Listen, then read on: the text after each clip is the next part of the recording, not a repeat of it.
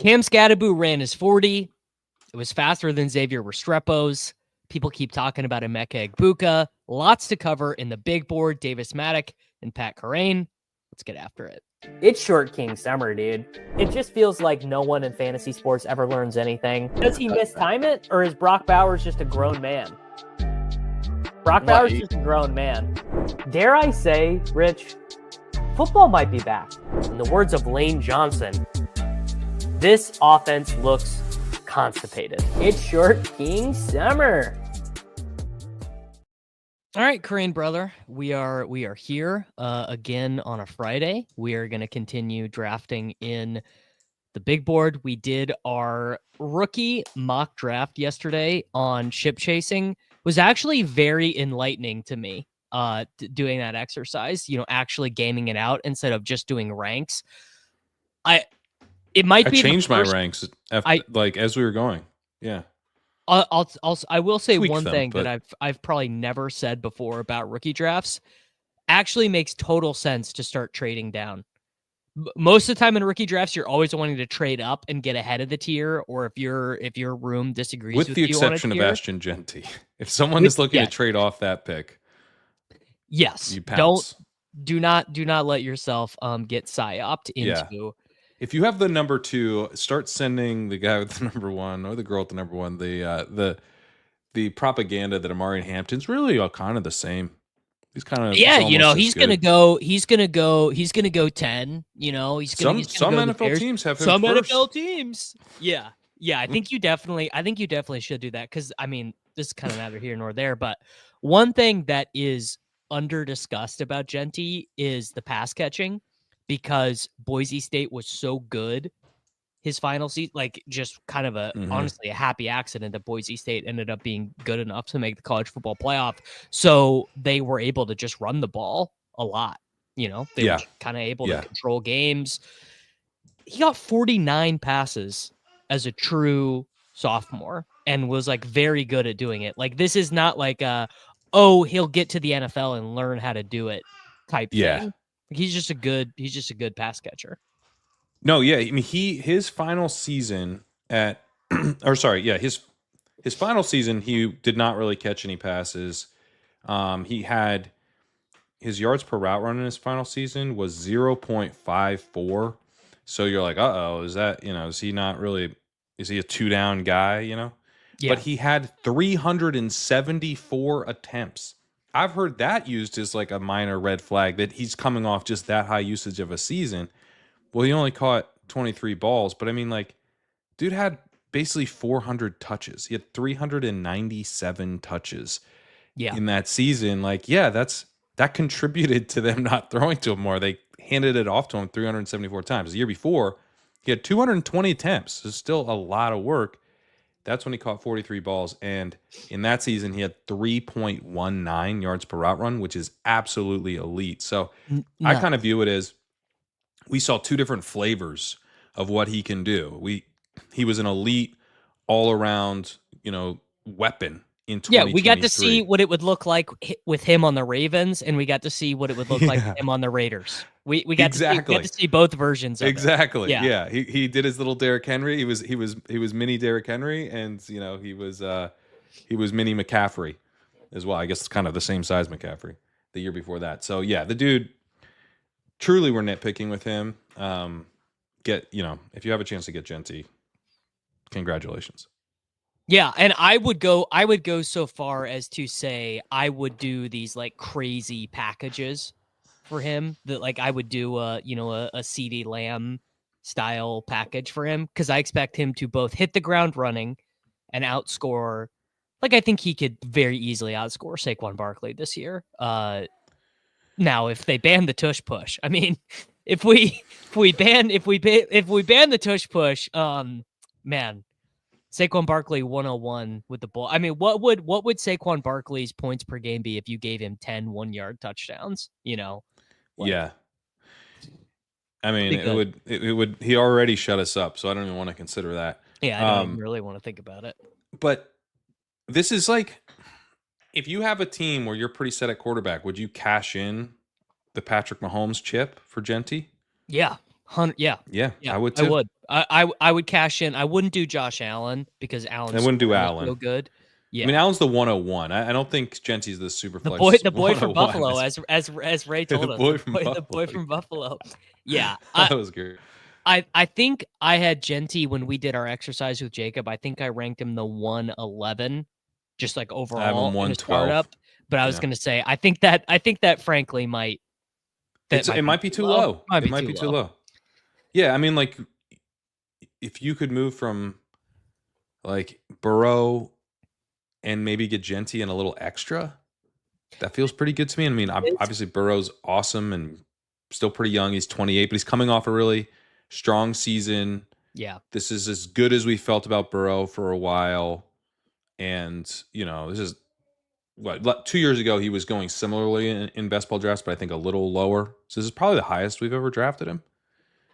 Yeah. Pocket passer, not the worst time to move off, at the peak price, and you're getting not the worst time Yeah. at all. The best time. Joe the best Burrow time, you is might say. Joe Burrow is a Sell high, I believe it's called. a multi.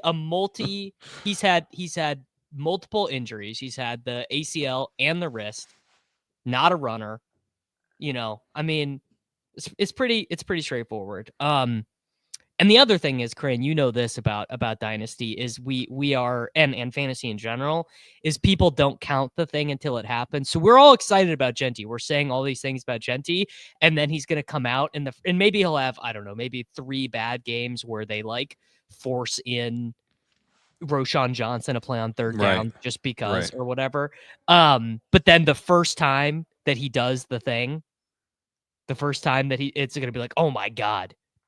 Not even the Dynasty RB1. He's just the 101. I'd take him over Josh Allen, It's like you try to send Bijan for him, and people are like, LOL, MALMEL, get the fuck out of here. Yes, kind of exactly. stuff. Like literally, People, yes, that will happen. That will happen. Like, just there will be a time. He will have a time when he is untouchable, I think. And not that, and don't trade for him then, because obviously that's going to be his peak price. But I think he's just going to.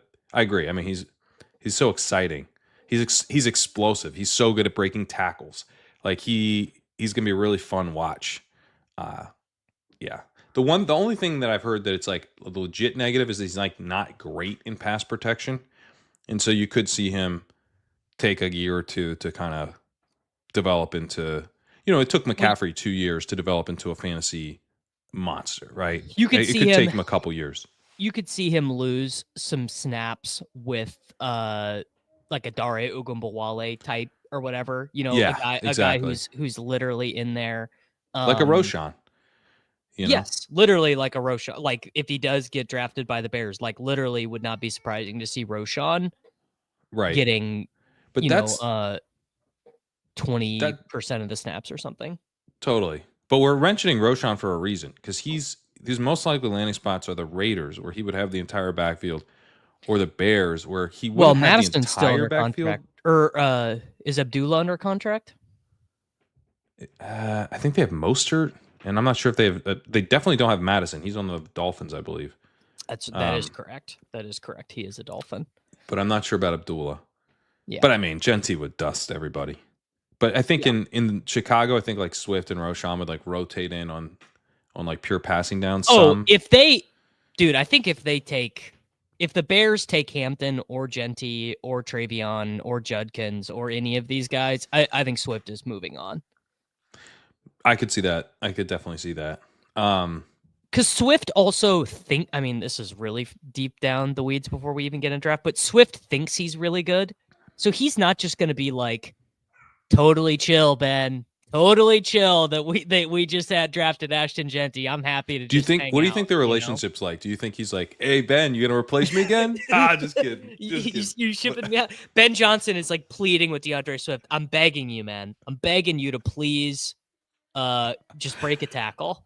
And do you think he's like, nah, he circles on the tape like, so this is called a hole, and I would like you to hit that hole by running directly. Now this is called bouncing it outside, DeAndre. That's what we don't want you to do. And he's I wonder like, if they've sick. had that conversation. I'd love to bounce it out. All right, let's hop in. Got the sidekick up. I only have 35 left, man. Wow, dude. I have to make 35 more of these drafts last until April 23rd, probably, or whatever. Damn, dude. Not great. I got too ahead of myself. I got too excited. All right, we're drafting at oh shit, man. The turn. Don't love that, but whatever. So Scattaboo, as official as it can get from a pro day, 465 is the number that Arizona State From Brugler. is. Yeah. So that's the Brugler number. But the thing about the Brugler number is it's just, that's just like literally, I believe him timing it himself from watching it, right? No, the reason the Brugler number is nice is that it's from NFL teams. Okay. All right. So he gets it from NFL teams. 465. Yeah. Now, I don't know how many teams. Normally, he's like like the last one I saw him do. I forget who it was for, but he was like, basically, I've got this. It was probably Tets. He's like, 2 different NFL teams gave me this same number, so I'm going with that. Okay. He didn't say. He just said 465 for Cam Scattaboo, right around what was expected. Okay. I mean, are we? I guess my immediate response to the 465 was, fine, good enough, fine, right? Yeah. 4.7 is kind of the 4.7 is sort of the drop dead. If you're above 4.7, it's sort of over. Yeah. I remember Kadeem Carey, was a guy we were kind of. I remember Kadeem Carey. Yeah, he was above 4.7. It's like, oh, it's over. 4.7 is like, I guess you're a fullback. If you're sub 4.7, you can be a running back. You're not going to be a breakaway running back, but that was never what we were hoping with Scattaboo. He's a pass catcher, really good in short yardage, really consistent. I talk about a guy who does hit the right hole and hits it hard, fights for every yard. Guy you can kind of count on to break tackles, chunk play, kind of runner. So, I think this is nice. It's not great. It's not like exciting, but it keeps him, I think, on the right trajectory, and a trajectory that seems like maybe moving up. I really wouldn't be surprised if he was a 2nd round pick now. Probably 3rd round, but I think he's still live to go 2nd round. All right. Well, Curl 99 got convinced by our Ashton Jeanty lecture there. He took him at the 1.7. When I get the turn pick, I'm like sick, but we are going to get St. Brown and Brian Thomas. Now, this is a big piss boy room. We have like 6 certified piss boys in here. So I think we got to just do BTJ and St. Brown. I think this is a gift. Yeah. This is a gift. Yeah. I mean, in the piss boy room to get Amon-Ra and BTJ. I love it. Yeah, and that I also like that. I also like that turn quite a bit because it also allows you to not care when the best picks at your 6-7 spots are rookie wide receivers in terms of stacks. Like it doesn't matter if it's Golden or Igbuka, or whatever. There, right. It is a really nice turn. You know what I did, Kerrane, in my last set of rankings? I moved McCaffrey up. I think I've come back to this on Christian McCaffrey. Where did you move him up to? I moved him up to 15. Oh, okay. So I think is maybe we're a little his higher actual ADP. We're at 14, so this is kind of where we've been at as well. And maybe I'll move him up, even more, because I think I just had this like the come to Jesus moment on McCaffrey, which is what we were talking about on ADP chasing on Tuesday, which is if it's August and this dude is healthy, why are we not taking him? If it's now, it can go the other way, right? Where we get to August and he's gotten some good practicing in and he feels good, but we're not gonna toss him out there in the preseason games. We want to rest him. We want to keep him fresh. And we did take Damian Martinez in the 3rd round of the draft. We brought in Jeff Wilson Jr. knows the system, right? You know what I'm saying? Like just classic Kyle Shanahan Yeah. shit. Yeah. But basically what I'm saying is 14 is kind of a nonsensical ranking for McCaffrey. He should either be the first or second pick with Barkley, or he should be like a 5th round pick, right? Second round is so middling it on his range of outcomes, don't you think? Yeah. No, and I think he's a really good pick. Not like a really, really good pick, but I've been taking him. The guy I'm fading at that turn is Achane, because I'm like, Achane is just like, you hope you get kind of, it's like, I hope that he's sort of bad McCaffrey again. That he just gets kind of peppered with targets. Now, he could be more explosive. He wasn't explosive last year. Yeah.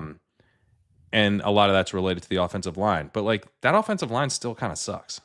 It's not like the Bears situation where you're like excited about the improvements they made to the line. It wasn't like this. Well, they're like actively like tanking. But they're like they shed $290 million of committed salary this offseason. The 49ers did. Yeah, so I'm not excited about. I don't know. I mean, Achane, he got there. It was cool that he still got there last year in a really bad situation. I think you're wrong about Achane, and we can talk more about that. Okay. And why I think that after this pick for a couple of reasons. Right. Chad's with you. Chad is a Dolphins fan, by the way. Chad, I think maybe one of the only Dolphins fans I've ever came across in real life. I also think he's like very susceptible to them adding like anyone real. Like if they were to add a Damian Martinez, we're like, oh, is that bad? Is he the goal line back now? Like, it just feels fragile to me at this price. It really does. Let's make this pick, and we'll come back, come back to Achane. I mean, I like a running back here. Yeah. I really like Breece Hall here. I don't get why he's fallen like this. So I think it is a piss boy room. I mean, by my rankings, and I think by ADP, it's double running back. The other thing we could do is we could just take Hampton. We could lay it on the table. I'm still Hall over Hampton, but all right, we'll take Breece for the first pick. I also would take Devontae Adams here. What are you thinking for this pick? I'm down to take Hampton or Cook or Adams. Honestly, any of those guys seem pretty good. Let's take it's a piss boy room. Let's take Adams. Okay. We're gonna feel better about that. All right. So on Achane, yeah, I think he's still a strong pick for 2 reasons. The first being he held up through the the thing about him was, he's too small. He thinks he's Derrick Henry in Nyheim Hines' body. And then he held up. He had the concussion, but it wasn't like an ankle injury. It wasn't like a soft tissue thing. And he put on weight. He put on weight. Yeah.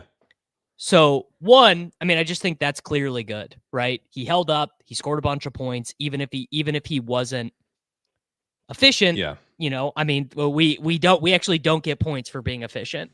And if he did, imagine you get more points. It's nice when the ball's in his hand. You would like him to run as far as possible. He did, and he did have a little bit. He did have a little bit of an efficiency rebound at the end, at the very end of the season once Tua came back. Yeah,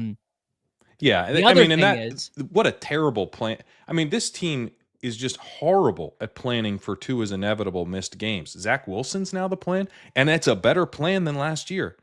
When Zach Wilson is an improvement on your previous plan, you're pretty bad at planning. Yeah. Yeah. Now, on top of that, the other thing would be, if you were an Achane bull, you could make this case pretty easily, which I'm about to do. And I wouldn't even consider myself a giga Achane bull relative to where the field's at. I think the field has it about right. But if he grabs, let's say they do the Damian Martinez or the Ollie Gordon or the big bodied guy. Well, then bang, Achane can lose 10 pounds and go back to who he was as a rookie. Yeah, because it's so easy to just reshape your body and regain quick twitch that you had 2 years ago. I do just want to make this point. No way Achane holds up with a big workload. He did just do it. He had 203 carries last year. That's pretty good. Yeah. Let's see. Carry. He didn't. It wasn't an insane workload, but he was also averaging like 4.5 targets per game. Right. I think Achane has done everything you could ask. He's done the pass catching, he's done the goal line work, he's done the huge volume, he's done everything you could ask about of a fantasy running back. How about be good while handling a big workload? That would be one of the things I mean, If I can I define his rush good yards. as scoring fantasy points? Yeah, but I mean, that's just, you're betting on opportunity. I think he's an opportunity-based bet masquerading as a talent bet. This dude, his rush yards over expected last year were minus 81. That is basically tied with Javonte Williams, who was at minus 83. This dude was a straight up bad runner last year. Now, is that related to the offensive line? Absolutely. But the offensive line's still bad. It's still bad. So, and, he didn't have the breakaway stuff that we would expect, which contributes to that. But his success rate was really bad. It was putrid. It was 30%. The only guys with the worst success rate last year were Travis Etienne and DeAndre Swift. Those are the only two guys. He was an Etienne-esque runner last year. But like, and you also we're have done with Etienne. We're like, this dude sucks. He's got to be replaced. The Jaguars got to draft somebody. He can't play for them. Well, they stopped giving him the ball. That's the thing, is they stopped giving him the ball. That's what happens when players play like this. And that's why I'm not taking Devon Achane at like the 14th pick in the draft. We're up. Judkins, Walker, Jennings, Burrow. I don't know what Burrow here. Pearsall. Do you want to grab a receiver?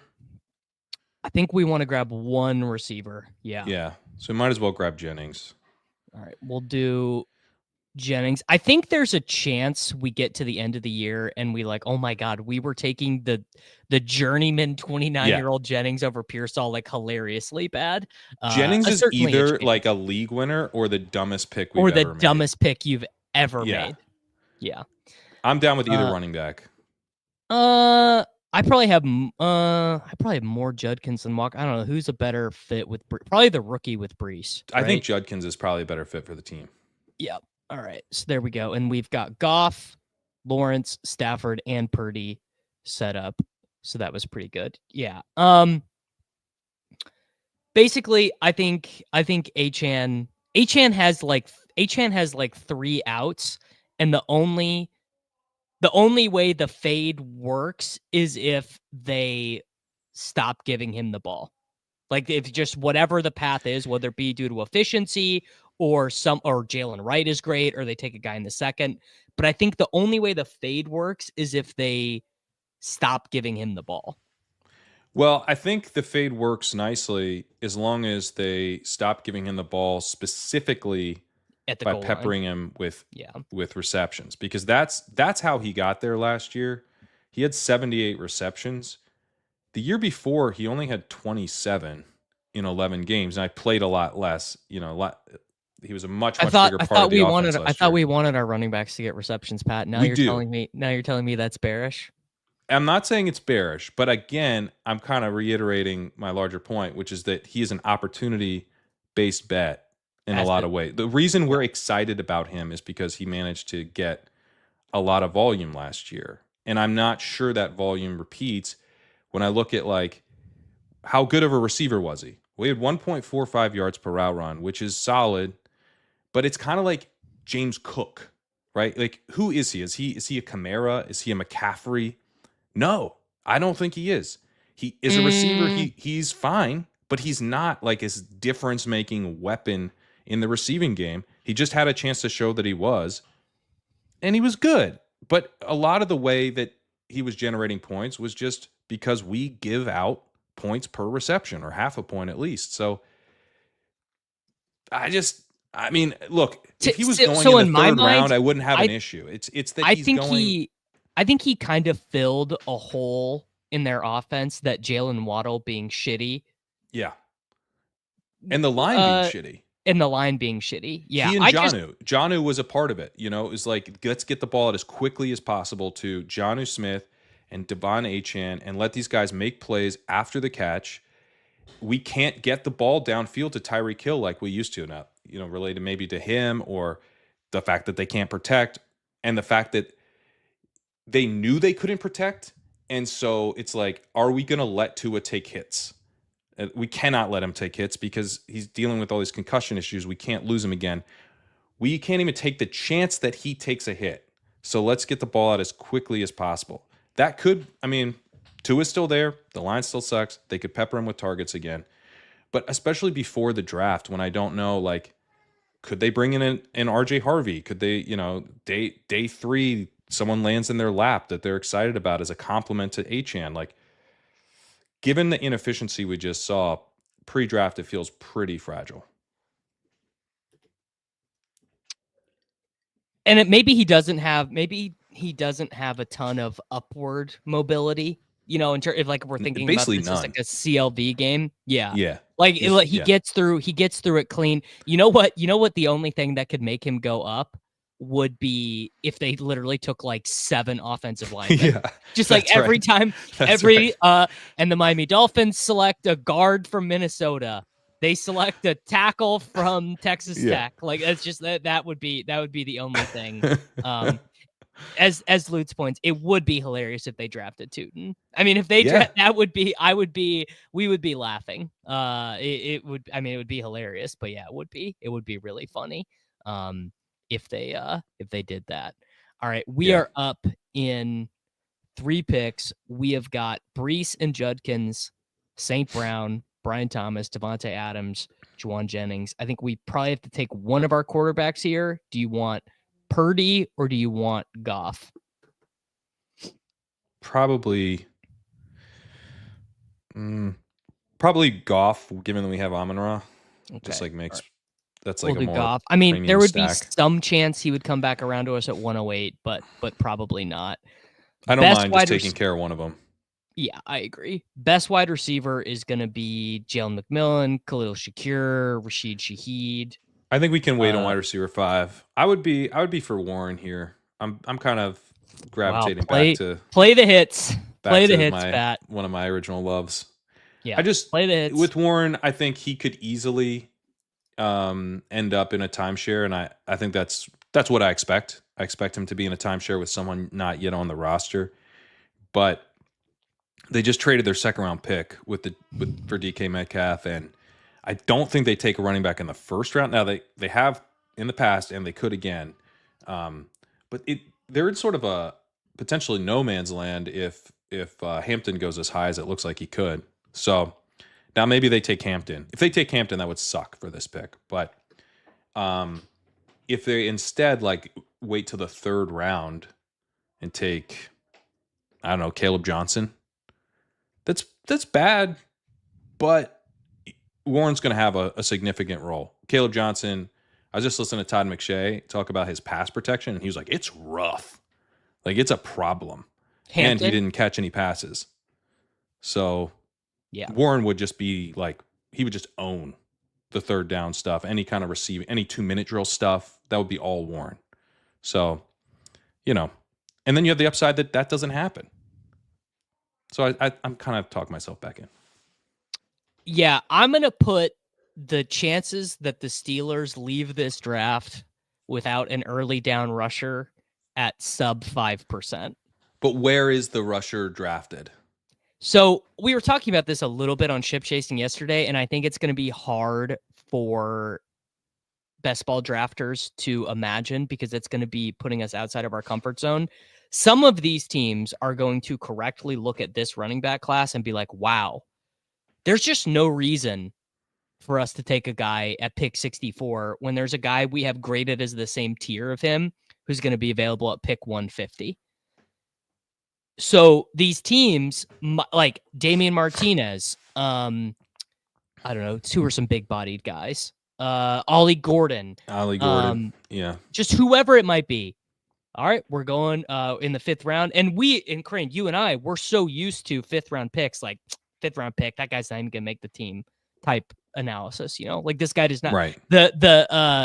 Who is the guy? Rasheen Ali for the Ravens last year. Rasheen Ali doesn't matter. Rasheen Ali, it doesn't matter and I just don't know if that's true with the context of this class. It's not true. Like those guys matter in this class. The Chiefs could wait. The Chiefs could say, man, our offensive line is brutal. Like, we know running back is an issue, but our offensive line is brutal. Let's wait, and let's take LaQuint Allen in the 4th round and sign Marcus Yarns as a UDFA and just see what happens. and then it comes to week 1 and Marcus Yarns is playing for the Chiefs or something like that. All I'm That's saying my with concern Warren with is like, yeah, no, they will draft someone, but there's just a big difference between them drafting Amari Hampton and then down to Caleb Johnson. Like that, Yeah. those are two pretty different outcomes, I think. And then there's a big difference between a Caleb Johnson and like a Rocket Sanders. You know, they'll draft somebody, and they will expect that guy to take on some of the early down work. But how much of the early down work? And you know, I think Warren is priced at the 8-9 turn here. If he's kind of the one, is he the 1A? Is he the 1B? Can I offer that's what he's one priced thing? as. That's we're paying for that. It is a bit slappy to take Jaylen Warren over Pollard, I think. You don't think they're gonna? I think Pollard's in a worse situation. Pollard's just good though. Pollard's just yes. Fat. He's just very good. He was very good. He was good on half an ankle last year for a terrible Titans team. Well, I'm glad to hear he's off the Titans and that if they is. Hey man, they got Cam Ward. They got Cam Ward. All right, we're up. That's true. I guess I took the guy without a quarterback. Warren, Njoku, Kelce are here. All the quarterbacks are gone. May is there. Mims and Hollywood at wide receiver. What are you thinking? I'd be down with Warren and May. Get that second quarterback. Okay, so if we take May, I think we need a 5th wide receiver more than we need the second quarterback because Stafford and Lawrence are probably going to be available to us at our next pick. Yeah, but these wide receivers suck. Marvin Mims and Hollywood Brown do not suck, dude. Yes, they do. One's a running back and one couldn't even get on the field. If you cannot get aligned on the Marvin Mims Express, bro, what has happened? What are we doing? Marvin Mims was like ninth in the NFL. We're gonna take May. I'm gonna give you your way. But Marvin Mims was 9th in the National Football League in yards per route run, brother. Dude, if we're gonna take a receiver, it would be Michael Pittman. Marvin Mims is like a freaking scat What has back. happened to you? What has happened to look the at that. Kerrane I know? Michael Pittman Jr. over Marvin Mims, man. Yeah. What happened to you, man? I don't know. I've been. At what point has Michael Pittman ever gone behind Marvin Mims? Why are we taking Michael Pittman in the 10th round and Marvin Mims, who like literally was getting there as a running back? We're like using him out of the backfield. He runs like go routes and screens. I have to pretend this guy's like I got an 18th round pick now. For you. I got a stat for you that is in the video that's coming out. This will be out for everyone tomorrow. It's a Dynasty video. Guess. It's unbelievably hilarious. What do you think the available PPR points per game in Anthony Richardson starts are? So just available PPR points per game for everyone. For everyone? Running backs, wide receivers, tight ends. Available. Can you give me like what are the available PPR points for like, Lamar Jackson or Josh Allen? I can tell you what Joe Burrow's were. Yeah. This is in the video tomorrow. So if I tell you guys this, you still have to watch the video tomorrow. I want to Joe Burrow was 72 or 74. Okay. I'll say 35. I'll say he's half a Burrow. 32. 32. It's 32, brother. He's less than half a Burrow. He's less than half. It's to say it is a frigid environment for pass catchers is understating it. Yeah. They also have now installed Josh Downs as a full-time player, which was not the case the last time that Michael Pittman Jr. was good for fantasy. The existence of Josh Downs, who is a better target earning player, he's better than Pittman, is bad for Pittman. Yeah. And they also might take Tyler Warren. Yeah, that's true. That's all bad. All of it's bad. The thing is, if they bench Anthony Richardson, which they're definitely going to do at some point this year. It used to be good. It used to be like, oh, dude, Richardson gets benched. Joe Flacco comes in and is awesome. You lost that, dude. You're back down to fucking Daniel Jones. Daniel Jones is no good, but I mean, as far as like a guy who can operate compared to a Flacco, compared to a Minshew, he's there. No, He's at that level. you'd if you were a Michael Pittman Jr. bull, you'd 10x prefer Yeah. Joe Flacco over Oh, Daniel to Jones. Jones? Sure. I guess I prefer Flacco to Jones, but like Pittman was getting there and Downs was getting there with with Minshew. Half of Like those we 32 points are one pass to Alec Pierce, as Pepper Tony correctly points out. So let me just do the Mims bull case real quick here before we come up to our next pick. Yeah. Pretty simple. Marvin Mims is good. This offense is begging out for a joker. They did not sign one in free agency. Evan Ingram is not that guy. Mims is actually the player that Sean Payton can use the most creatively. And the guy who was playing over him that we were all laughing at last year, Lil Jordan Humphrey, is gone. He's a giant. And that was, and it's always good when Lil Jordan Humphrey has to leave for us to feel confident. We got to pick. Okay. We got to pick. Let's take Trevor. So we definitely should not have taken Drake May. I am just gonna. I like the 3 quarterback in the window. No, I like the 3 quarterback too, but we should have taken a wide receiver because the best available wide receiver now is Keenan Allen. What do you want to do after we take Trevor Lawrence? Yeah, we're pretty boxed out at receiver. We should have taken Mims or Michael Pittman or Mims. Best I can do at wide receiver is Keenan, Dubs, Leggett. We could take our second tight end. What do you? I think we just skip. Let's take something. I don't know. We could take Jordan Mason. We could just take Jordan Mason. Let's take Jordan Mason. This is a whack job team of us. 3 quarterbacks, 4 running backs, 4 wide receivers, and a tight end. You never know though. Maybe this will be. There's wide receivers in kind of the 13, 14, 15 range that we can take. Also, there are 4 wide receivers we can take in the last round. None of them will start Patriots. Or play any games or score any points, but you can take them. Mims. So Mims, this is the bear case, is the Marvin Mims plays 35 to 40% of the snaps and retains literally what he did last year, which is he's so good that he can get you points that count. Sure. In a limited role. The bear case is Courtland Sutton's 30. It's not a particularly great wide receiver class in turn, and the Broncos are not in a position at 20 and at 55 or whatever to select a wide receiver that like maybe they could take. They definitely are at 20. If they take Tet, sure. If they take Tet, I will be wrong. They might have the best receiver in the non-Travis Hunter edition. I do need to address this real quick. I always allow you guys to criticize me, but I need you to be based in reality. Marvin Mims was one of the best wide receivers in football for the final month of the season. He was awesome. I don't think that's true. I mean, he was a cool player, but he wasn't playing like he was playing a very specific type of role where he's kind of running down like go route stuff and he's doing. But that's a good role. Stuff. It's a good role for fantasy, and he's an efficient player. But it's like not that hard.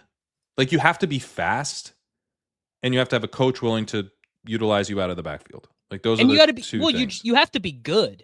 You have to be good, but he wasn't even close to one of the best wide receivers in football. He had 8 for 103 and 2 in the money week, and then 5 for 51 and 2 the next week. Yeah, I mean he was productive down the stretch for sure. How many? And he was efficient. How many wide receivers and how many receivers in the National Football League scored 4 touchdowns in 2 games? I mean, Demarcus Robinson can't even do that. Sack is coming in to nag me. Imagine what he would do. Imagine what he would do on a 75%. Yeah, someone tell Sean Payton about this incredible best receiver in the game that he's not even playing. You know, look, maybe I'll be wrong. Maybe I'll be wrong, and it'll all be Evan Ingram and fucking Nick Kroll. Lucas Kroll. Look, it's possible. All right. So first read targets, which I really enjoy as a stat to help you understand. He's probably really low in that. He's probably really. Courtland Sutton was 18%, which is good, not great. Devon Vele was 11%. Troy Franklin was 11%, which is pretty weak. What do you think Marvin Mims was? I mean, it's literally got to be like 4%. It was 9%. Yeah. But that just, I think that would go to, like, the thing I worry about Marvin Mims is that, like, it's almost like who was Australian for sex? Foster. Robert Foster. Robert Foster. Yeah. Thank you. Yeah. There's been a million guys like this who have flashed for Yeah. a little bit, been really fast, and then just like totally gone to zero. Yeah. Right. And it's actually, you know, Kerrane, it's not that dissimilar from these running backs who smashes rookies and we keep wish casting on them, and then coaches just don't. Damian Pierce, you know, It is kind of like that. Yeah. It is a lot like that, where it's like the coaches don't care, and maybe Sean Payton will not care, you know. But I'm betting, kind of what I'm betting is that he has kind of run out of options. Is sort of the bet. Is like he wants to win games, and at a certain point, winning games is more important than, like, you know, perfectly torturing out the exact play you need to get 6 yards or whatever, which is like what gets Sean Payton out of bed in the morning. He loves that. I think we have to take a wide receiver here, at least one. Actually, maybe Adam Thielen. Honestly, Adam Thielen's fine as a wide receiver 5, and then we'll tack on rookies. All right, let's do Thielen, and then do you want to take a rookie running back? Harvey, Giddens, Sampson. What are you thinking? I think, let's see. Can I look at our room? We got Jordan Mason, Brees, Judkins, Warren, Mason. Or we could just double up on wide receivers. I mean, I have such little faith in Leggett, but we could do Leggett and Thielen and kind of like we could do Io Manor, who I'm very hip to. Yeah. Let's do that. All right, let's do that. All right, so now we have St. Brown, Brian Thomas Jr., Devontae Adams, Juwan Jennings, Adam Thielen. Yeah, by the time Io Manor is starting every week, Devontae Adams and Adam Thielen will be in the infirmary. So that works out. Maybe I take a lot of Io Manor. he's awesome. Maybe should have taken a running back there, actually, though, because we probably want to take 2 Patriots wide receivers in the end. Yeah. So, although you honestly don't have to. You can hope to get Hunter Henry and call it a day. Or I mean, you could just hope that whoever the guy you need to have for the Patriots is not on the roster yet. Very, very, very possible.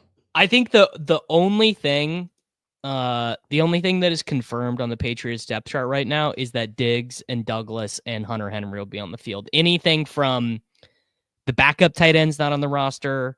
I don't think we should pencil in Douglas. Sure. Yeah. Diggs played out of the slot last year. You know, Douglas is fine, but let me tell you, he's their best receiver by a long shot last year. But let me tell you something about the New England Patriots. They have no issue running out 5 slot wide receivers. Just being like, let's call it good. That's true. Yeah, that's a very, very good point. But I just think, like, you look at what their draft could be. They could have Travis Hunter at 4. Okay, then they like go get, you know, some kind of like offensive lineman in the early second. And then they hopefully get another offensive lineman in the third, something like that. And then but they come back in the 4th. They could take like a Jack Besh or Kyle Williams, or, you know, you could get another outside guy.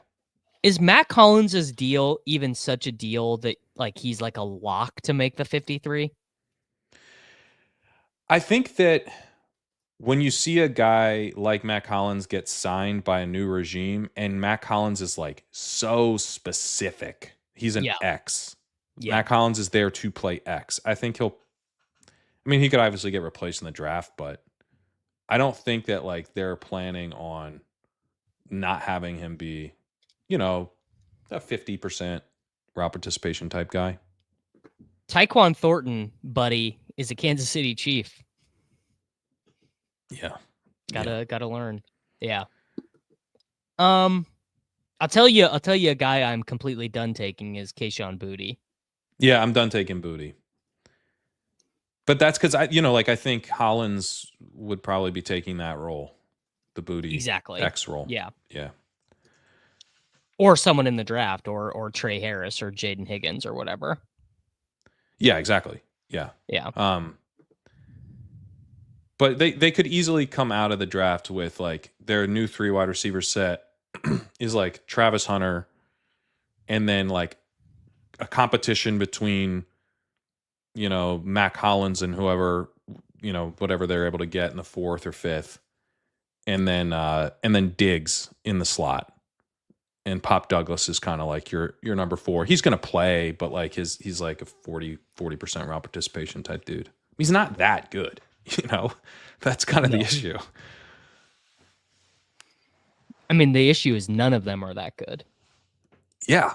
It's a like big not issue, one actually. of the players we just mentioned. Sure, Diggs is good if he's healthy and isn't like he could Diggs could be healthy but also like suffering from age-related decline anyway. Do you know like how good Drake May ahead. has to be and how bad this roster building has been that I'm like hopeful for Stephon Diggs, a 32-year-old coming off an ACL tear? No, it's really bad. It's unbelievable. We could honestly take both Hunter Henry and Brenton Strange with Warren, given that he's a rookie. Yeah. Definitely Hunter Henry. In terms of the running backs by ADP, it's like a bunch of guys who are just okay, not meaningfully different than the guys after them. I think the we should do sidekick that. thinks it slightly prefers the running back, but the sidekicks have my rankings in them. Right, but I mean, I was kind of curious how it would treat the positional. Yeah, but I like that. Yeah, it's like you probably prefer the running back, but I think we go the tight end here. So I think we do the tight end. Later. I think we do the tight end because we have Brees, and there will be 2 rookie running backs that we are able to agree on. Yes. Later, regardless of who it is. Strange is like we will agree. Yeah. Strange is very whatever. No, I mean, but with as a part of a double stack with Lawrence, I like it. Yeah. I think Strange is going to be, kind of their like the K Dotton.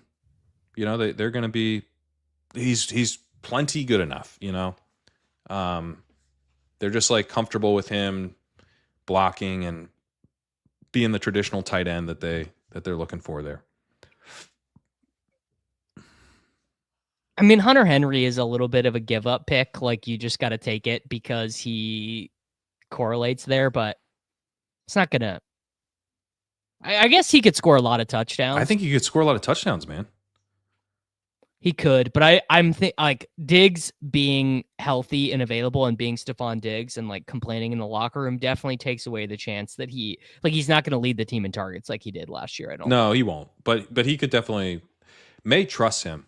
Like you see, if I watched a lot of May last year, and his, he is really, really willing to throw not even like 50-50 balls exactly, but just like he'll throw to Hunter Henry before he's turned around, and Hunter Henry basically like turns around and like makes the catch. It's like sort of a back shoulder type of throw, but it's almost like back neck.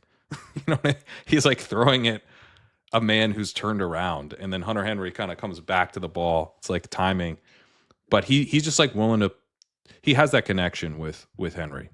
Austin Hooper's still there and will have a role, and you'll get excited because you'll see a white tight end catch the ball, and it'll be Austin Hooper instead. But I think that connection and the potential to just the offense to improve. I mean, yes, the offensive line still sucks. It does. It's like suck.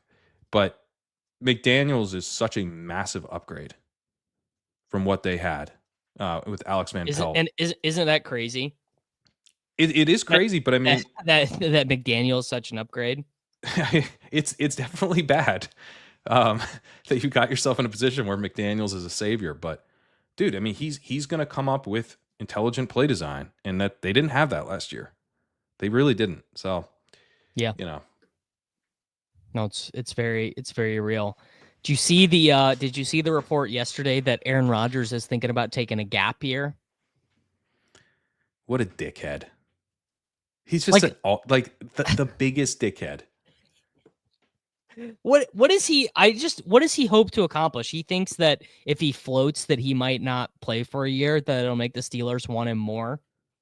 No, I think he's Occam's razor is this is an extremely self-indulgent asshole. Yeah. And he's just like, he doesn't give a shit. He's like, whatever, man. Like, I'm going to make these teams wait for me because that's what's best for me. And then I'm going to, you know what? Maybe I won't even play. I didn't like the way that that dude on the podcast said I should make up my mind. Maybe I will make up my mind. Maybe I won't play. Maybe I won't play. Maybe I won't play then. Oh, Fuck you, man. Just right, retire. well, Get out of our lives. Although he won't, though. Of course. He won't. We need a running back.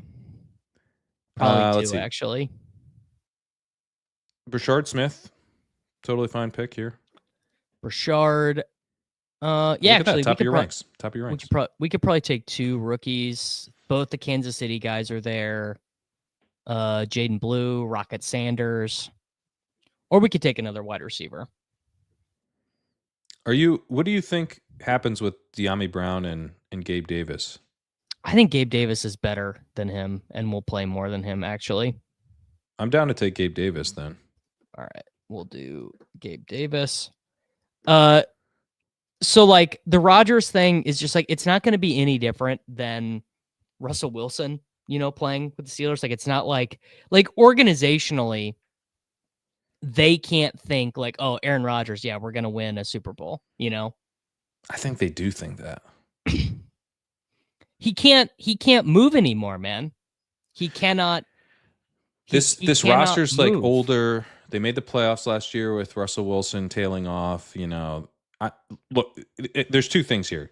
Will they make the Super Bowl with Aaron Rodgers? Absolutely not. They don't have a chance in hell. Yeah. Do they think they can make the Super Bowl with Aaron Rodgers on the roster? Like, that's a different question, and one that I kind of think the answer is yes. I think they think that they can. How long could he possibly keep this going? This is the funny thing is like, are we going to be dealing with Aaron Rodgers 3 years from now being like, dude, I'm going to take over for Trevor Lawrence in Jacksonville, Super Bowl. like how long? What happened to Trevor? Aaron Rodgers has not played. Aaron Rodgers has not won a conference championship since 2011. And yeah, because he's the 1 seed and played extremely slowly in a loss. You love to see it. Aaron Rodgers we're the better team. We have a big advantage. Let's slow the game down and invite chaos because I can't. I mean, this guy's cadence, he gets up to the line, he snaps the ball with like 1 second left every time. So he can say green 18. If I don't say green 18 times, then I'm not sure. I'm not sure what. Why do people bite on it? I mean, you do got to give him credit there. He says green 18 a million times, and then one time he says it and people jump off sides. He does a good job. He does. Yeah. Yeah. It's true. Yeah. He does find a way, but I think he lulls the defender into the rhythm of it, and then when he breaks the rhythm, they're like, "Oh." So that is impressive. To be fair, this version of Rodgers is better than like Giga Wash Roethlisberger, but it speaks to a larger unseriousness. I mean, Rodgers he just hasn't been good. I mean, he's fine. He's like the 17th best quarterback or whatever. But when your quarterback is the 17th best quarterback, he better at least be a good locker room guy, and all his teammates don't like him. Yeah, but he always gets along well with his coaches.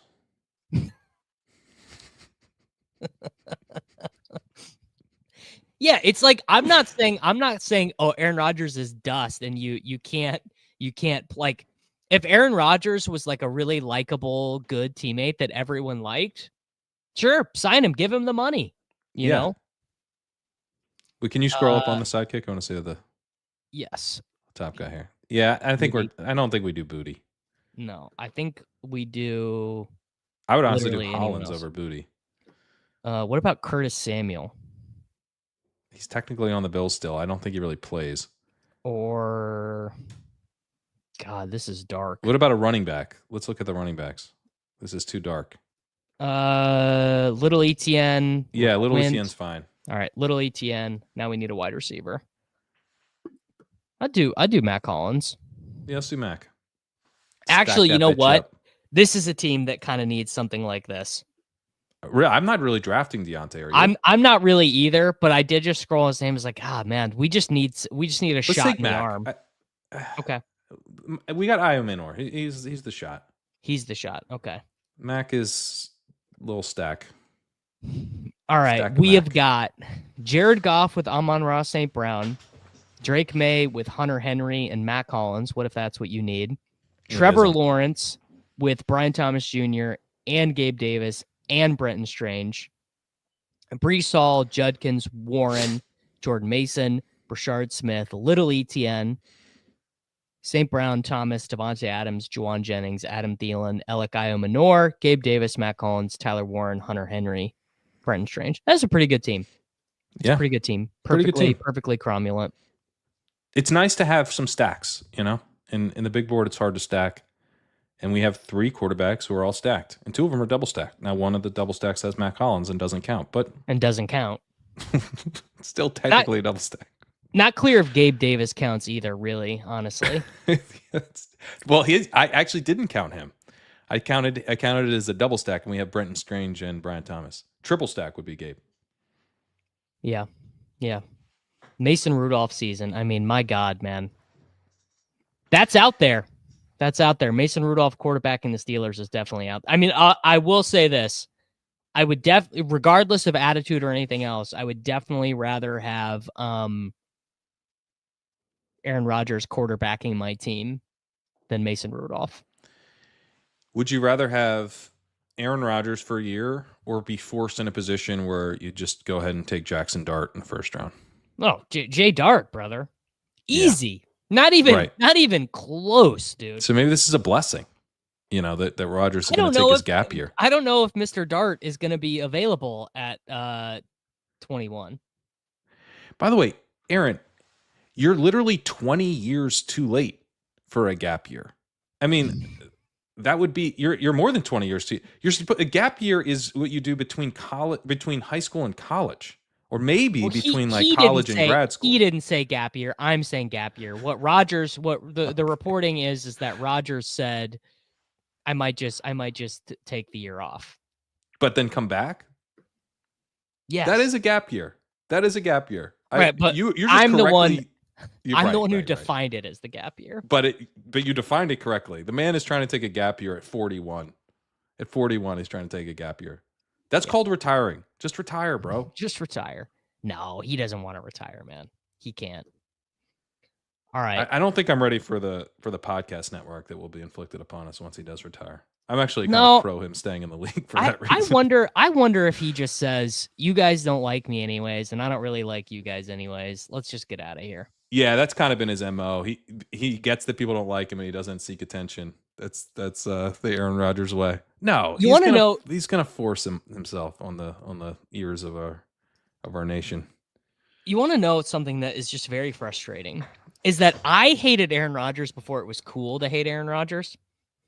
Because he ran my friend out of the league. Wait, who do you run out of the league? Jeff Janis. Oh, right. Janis bailed his fucking ass out in a playoff game against the Cardinals, and then he was like, you know what I need? Jake Kumaro instead of you, brother. Mm-hmm.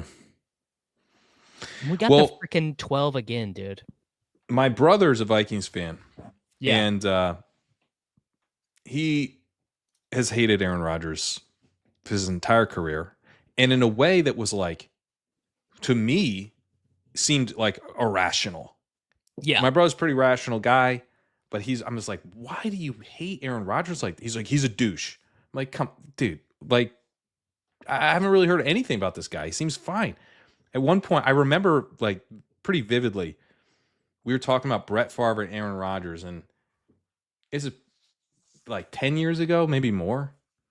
And I was just like, yeah, Rodgers is better than Favre. And he was like, I was like, he's definitely better. He's like, definitely better? Definitely better? He's like fucking pissed.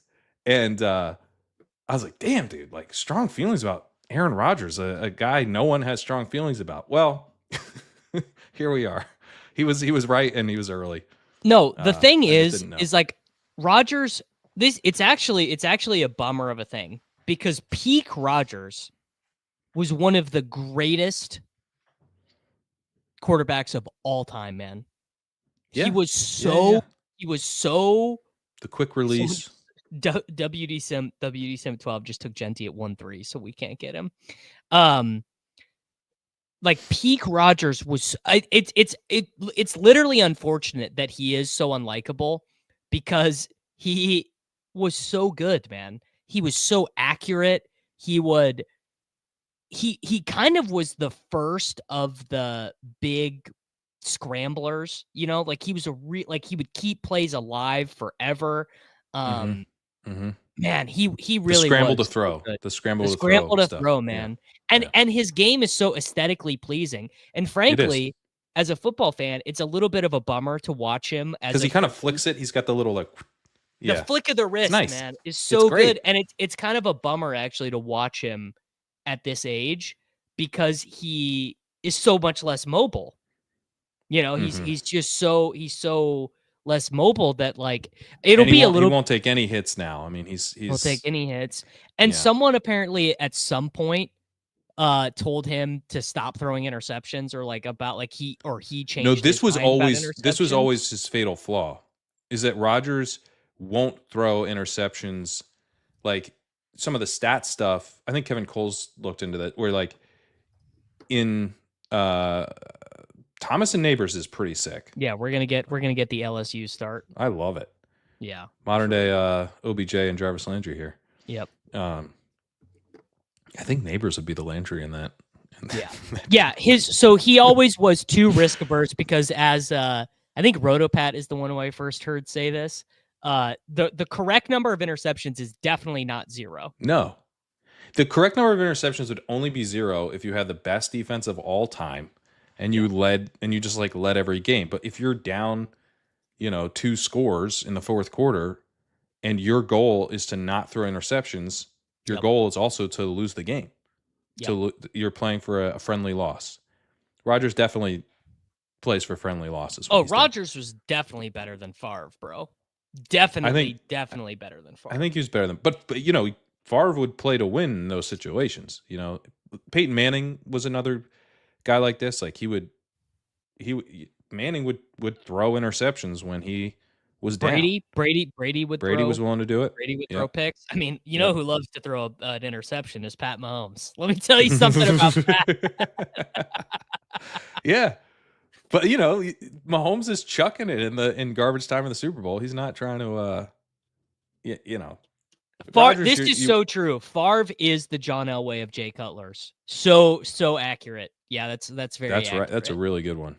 Favre, Rodgers is kind of like, I would say Rodgers is the he's the Matt Stafford of some things. Well, he pays attention to his stats to to a degree that is annoying. Like he definitely knows that passing touchdowns move the needle for people, and they don't run a lot around the goal line. It's interesting. Favre is the Charizard of Jameis Winston's. That's pretty. And somehow Favre is a worse person than Rodgers. Somehow. Yeah, that's true. It's actually incredible. Favre actually like way worse of a person. Like all of Rodgers' stuff is he's just unlikable, but he's not like outwardly mean or like harming people's lives. Favre actually is just like a bad person. I don't know. Let's not. Rodgers is spreading some shit that I think is harming people, but he's Favre has done. He was awesome. Favre was awesome. Favre was Favre was awesome. I don't want to take anything correct. Away from Favre. What are we gonna find out about Jordan Love in 8 years? Like what does he have cooking on up? Because it's sort of like Rodgers is like the world's toughest hang. He literally like watches Goldmember with Nathaniel Hackett like every Saturday night. It's atrocious. He's condescending and arrogant, but like Favre like ripped off poor people by stealing money from the government. He did like high level like government involved thievery. Yeah. Allegedly, I guess. Is it alleged? I don't know. But I'm pretty sure that's not alleged. I don't think it's even alleged, but let's just say it. Pretty sure it's just straight up happened. According to the chat, Jordan Love's just a normal guy. Yeah, he's normal, low key. In 8 years, he will kill a man though. That we can have the debate. We'll find out that Jordan Love overtook Sam Hurd's like marijuana distribution that he was doing while a member of the National Football League. Unbelievable. He's all right. He's got that one thing, but a great hang. Would you? Because Favre still seems like a much better hang than Rodgers, even though. No, see, if Rodgers and I could avoid politics talk, we'd actually probably have lots to talk about. I think enjoy the process of the talk. I don't know. I think Rodgers is a reader, based on my understanding. He's a reader. Yeah. Yeah. He reads so words. there, we could probably find some stuff to chat about. Now, Bart Starr was just a good dude. Bart Starr, like long-term good dude. Now, who was the quarterback before Favre? Because there was another guy who was good before Favre. Man, Packers just have never been in the quarterback wilderness, No, literally never. It's really amazing. Do you know how hard Majowski. that is? Don Majowski. Yeah. All right. We're up in one pick. We've got BTJ, Malik Neighbors. We're a piss boy room again. We don't get Xavier Worthy. It's a little bit annoying. Seeing some other people out there start to put bullish stuff out about Worthy. And I'm like, guys, come on, man. Don't steal my guy. All right. Well, I wanted to take Kerrane, so we'll take Chase Brown. Let's do something because we just took Devontae Adams the last time. Let's either take Jaden Daniels or Amarian Hampton this time. Let's take Amarian Hampton. All right, we'll do Chase Brown, who I feel okay about. Because I think I'm picking up on this. I follow a lot of Bengals guys on Twitter just because I was so locked into that backfield situation last year. And I think to give them credit, there is one thing that they seem to have right as an organization, which is they actually don't care about running back. They're totally fine, like having the least draft capital and dollars invested of all 32 NFL teams, which like hyper insulates and protects Chase Brown. Because as everyone knows, they basically have a bad offensive line, a bad wide receiver 3, the worst defense in football. Like they basically have 4 good players on the team. Running back is not a need for them. It's not a need, and they can't afford to be invested in running back. Like they really cannot. Yeah, and they can't afford to waste valuable draft picks at running back. The only way that they can make this work is to hit on valuable positions with their draft picks going forward. And if they do, they'll be really good because they've got Joe Burrow, 2 awesome receivers. They'll probably work something out with Hendrickson. So, the defense won't be good, but it could be solid if they hit on guys who matter on defense. Yeah, there you go. There you go. Someone just tweeted this at us. Because I love the trophy. The trophy is so good. He just makes his own little trophy. Yeah, and so to be clear, I was the world's biggest Chase Brown bull last year because I thought he was pretty good, and I thought he was much better than Zach Moss. Both of those I think proved to be true, but the other thing that's kind of funny about Chase Brown is he also could very easily be outproduced by another 5th round pick. Totally. You know what I'm saying? Yeah. Like, they hit yeah, we'll take Devin Neal, Yeah. And then just Devin Neal, you're better than Chase Brown. All right. Yeah. I think what Brown has going for him is that he's been in the system, he's produced, and he's like, if you're Yeah, kind of he looking has at the Devin Neal, incumbency advantage. incumbency advantage, you're looking at, Neal, Neal could be Chase Brown. It's like, well, we already have Chase Brown, so who cares? Like Neal has to prove that he's better than Chase Brown, and he has to do it probably as like a fourth or fifth, probably a fifth round pick if he's on the Bengals. Maybe even a sixth round pick. Like I don't see them investing a lot. But let's say he's a fifth round pick on the Bengals. It won't be early. It might be by the end of the season. And Chase Brown tweaked his ankle, and Neal came in and just has some juice. And they're like, all right, let's give him more run. But I think that's kind of most likely now for Brown. He's starting to feel a little comfier. Not fully comfy, but a little comfier. Brown, by the way, totally a bet on volume, but I think priced like it. So it's fine. Yes. Yeah. And I mean, to this point, this ADP is the best it'll be all year. Yeah. If he totally survives through the draft, like they actually might take no one. I don't think he's a smash at this price because he won't move up like that much. Like, will he flip Josh Jacobs? Yeah. I mean, in my mind, yeah, because I don't want Josh Jacobs. He probably will, but it won't be like, it's probably about a round. Like he probably moves up from this turn to the other turn. Yeah. To the 2-3 turn. Yeah. He's fine. All right. We are up in one pick. Olave would be, Olave. Yeah, Olave's good. We got bailed out here by taking the Kamara draft. Two running backs. Yeah. Yeah.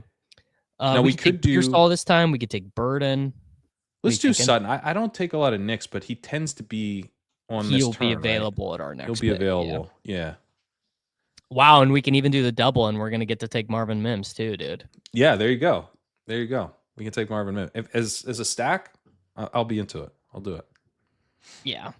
All right. So we have Olave. Like feels like whatever. People actually, I think, underestimate the importance. Like stacking. People get it, but it's actually pretty solid to stack your quarterback and running back. So I think Marvin Mims will make sense with Knicks. As if playing running back snaps is somehow a neg. As if that's bad. Like as if getting like cool design touches is bad, bro. It's bad. It's bad when you don't have a full-time role at receiver. Like it's cool if they move you in the backfield as part of your like 90% route participation role. But when you're kind of on the field to be a running back, it's not as good. Fine. It's totally fine. Just let it happen.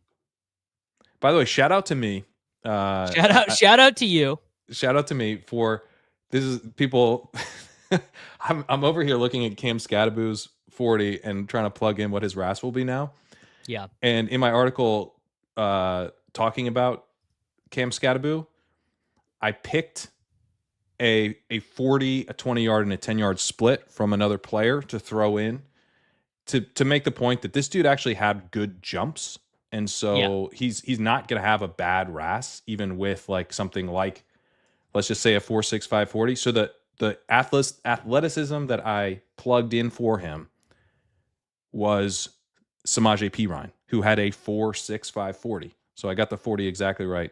We still don't know the 20 yards and the 10 yard, but 2.70 and 10 yard 1.62 for Perine, which are both bad. Mm-hmm. And so I think that's where we're going to end up roughly with Scadaboo. And that gives you a RAS of 6.73, which is like, fine. Totally fine. Completely fine. Yeah.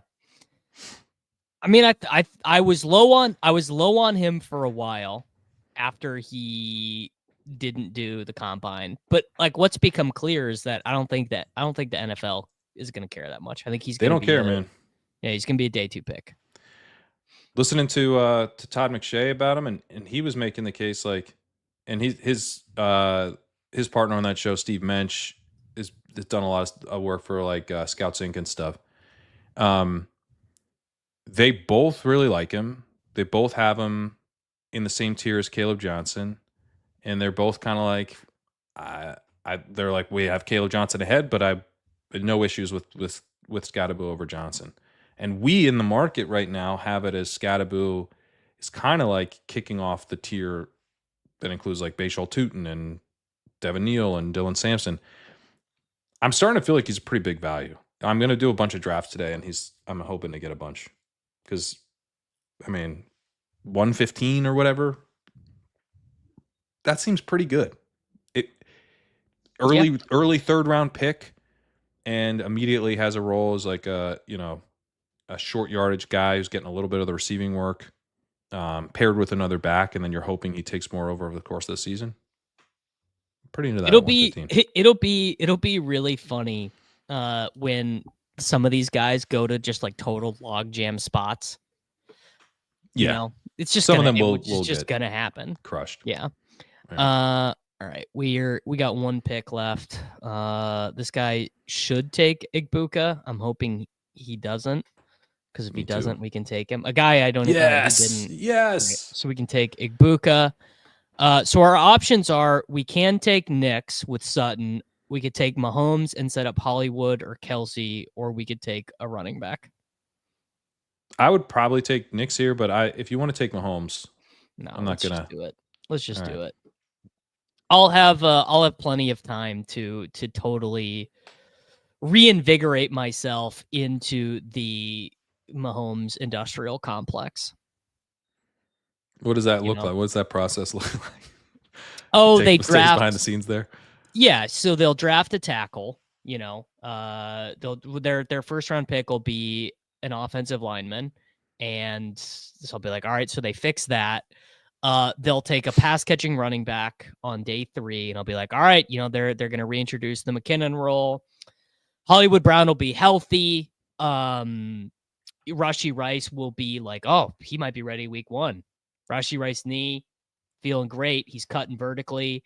Xavier Worthy will score a 45-yard touchdown in a preseason game, and we'll be locked in. I'll be like, revenge tour. Mahomes hasn't won MVP in 2 years. They're ready to get him an MVP again.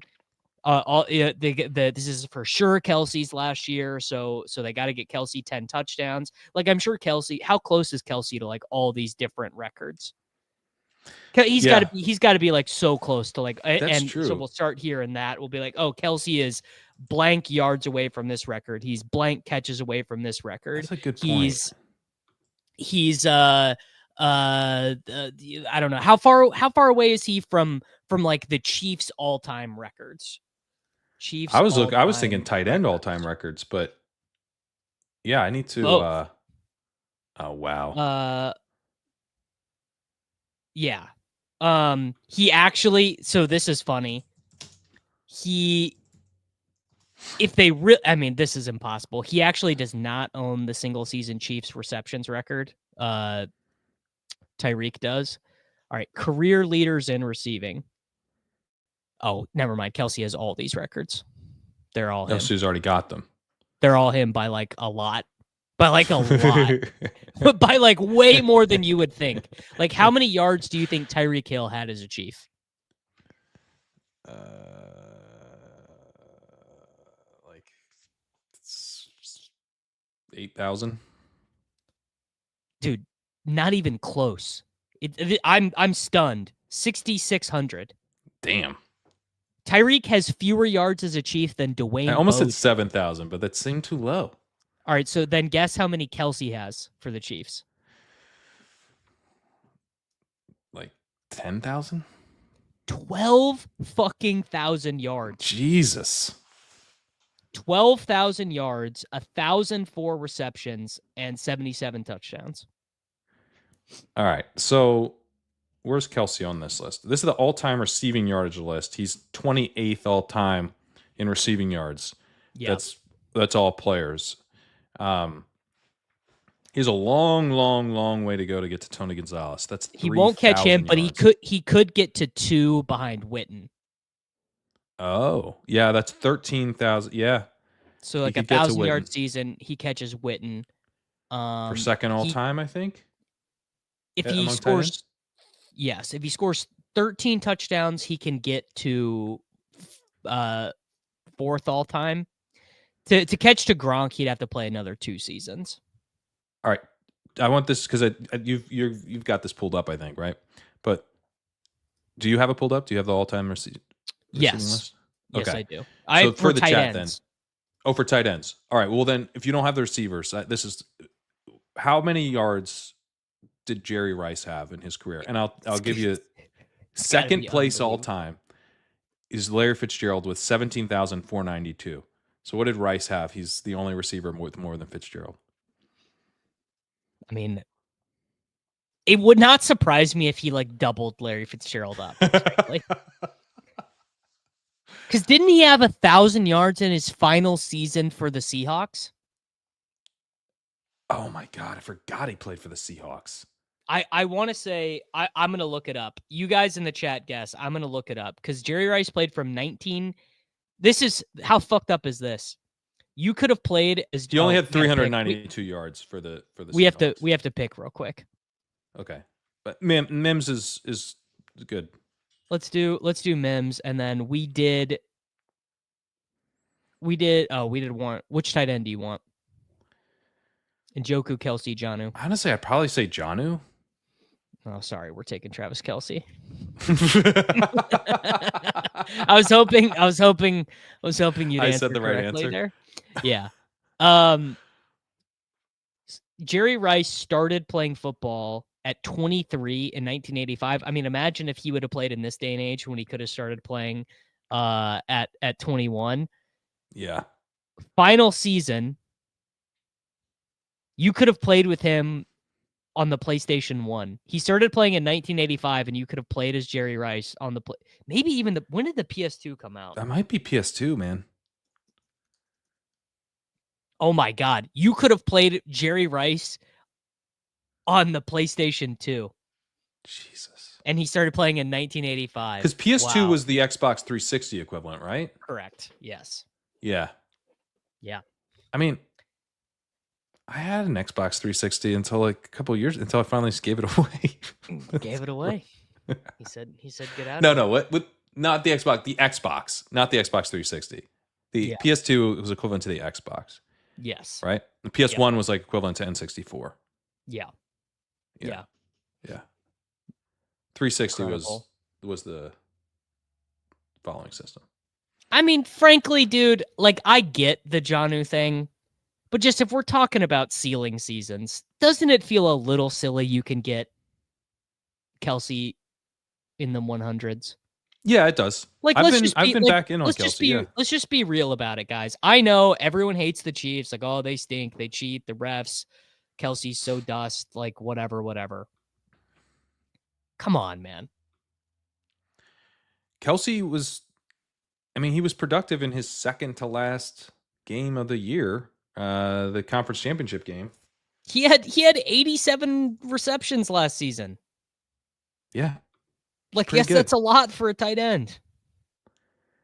Kelce's going to be like, we're going to have Kelce when we're setting our lineups every week. It's going to be like Travis Kelce locked in tight end 1.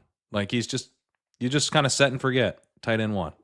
It won't be as fun as it used to be, but like we're kind of penalizing him for not being elite anymore when he's still you're penalizing him for just like tilting him for just like what he's being penalized for, just like the overall tilt.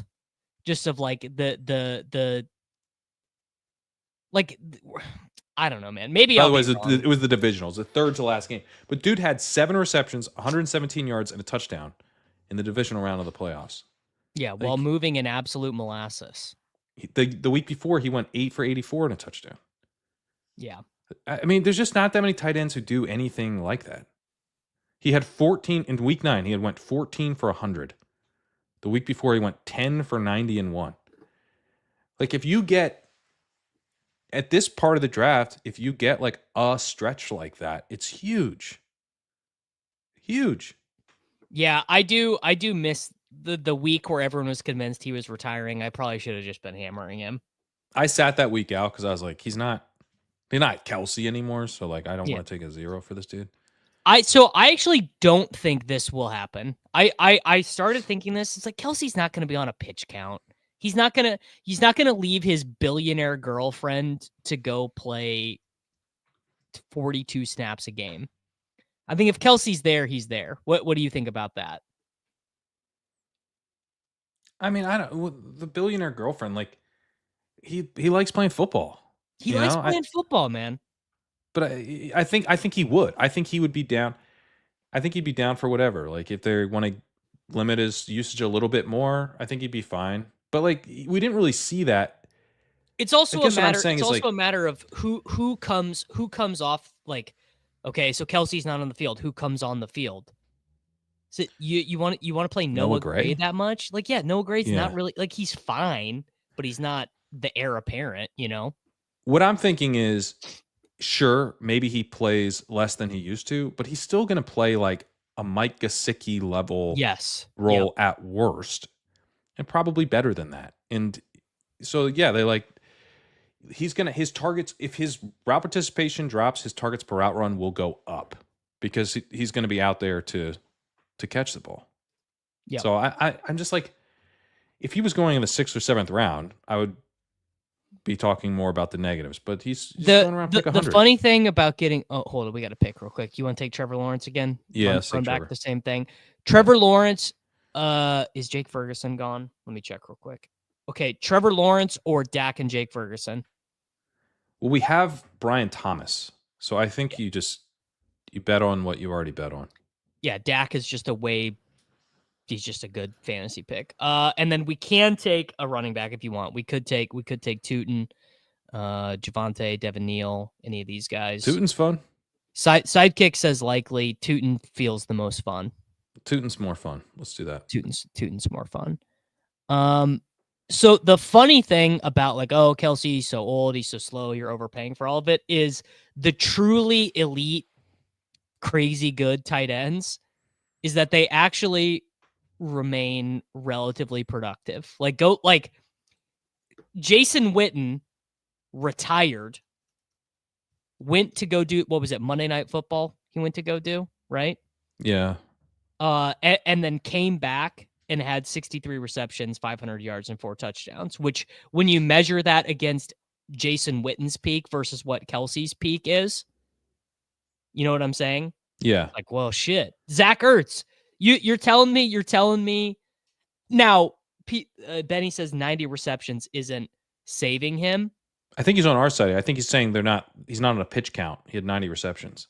Yeah. Well, what I'm saying is at the old Kelce cost would have been terrible. If you had to take him in round 6, I'd be out.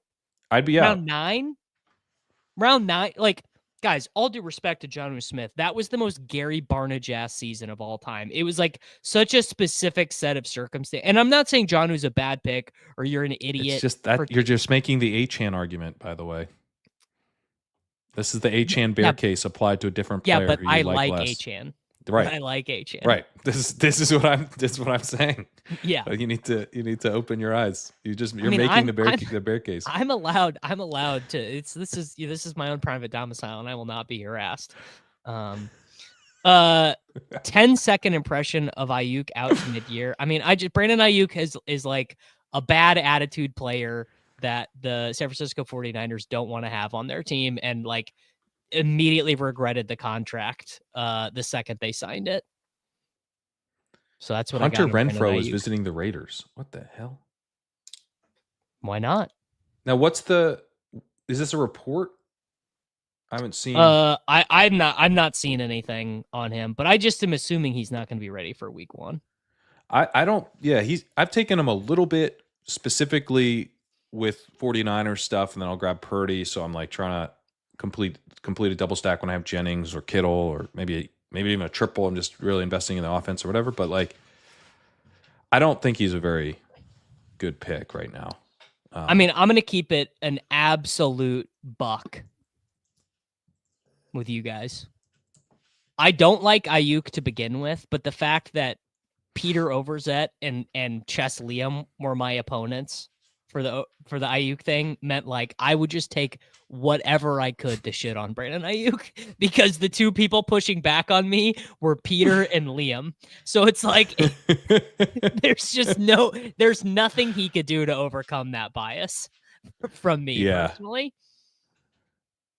No, I mean, I think Aiyuk should be going where Kelce's going. Yeah. Given the risk. I think you're kind of, it's like a late season upside play, but the upside comes through him. Well, the upside comes healthy. through efficiency. The upside, no, it's even more terrible because his upside can only come through efficiency. The year he smashed and everyone loved him, he did it on 112 targets. Yeah.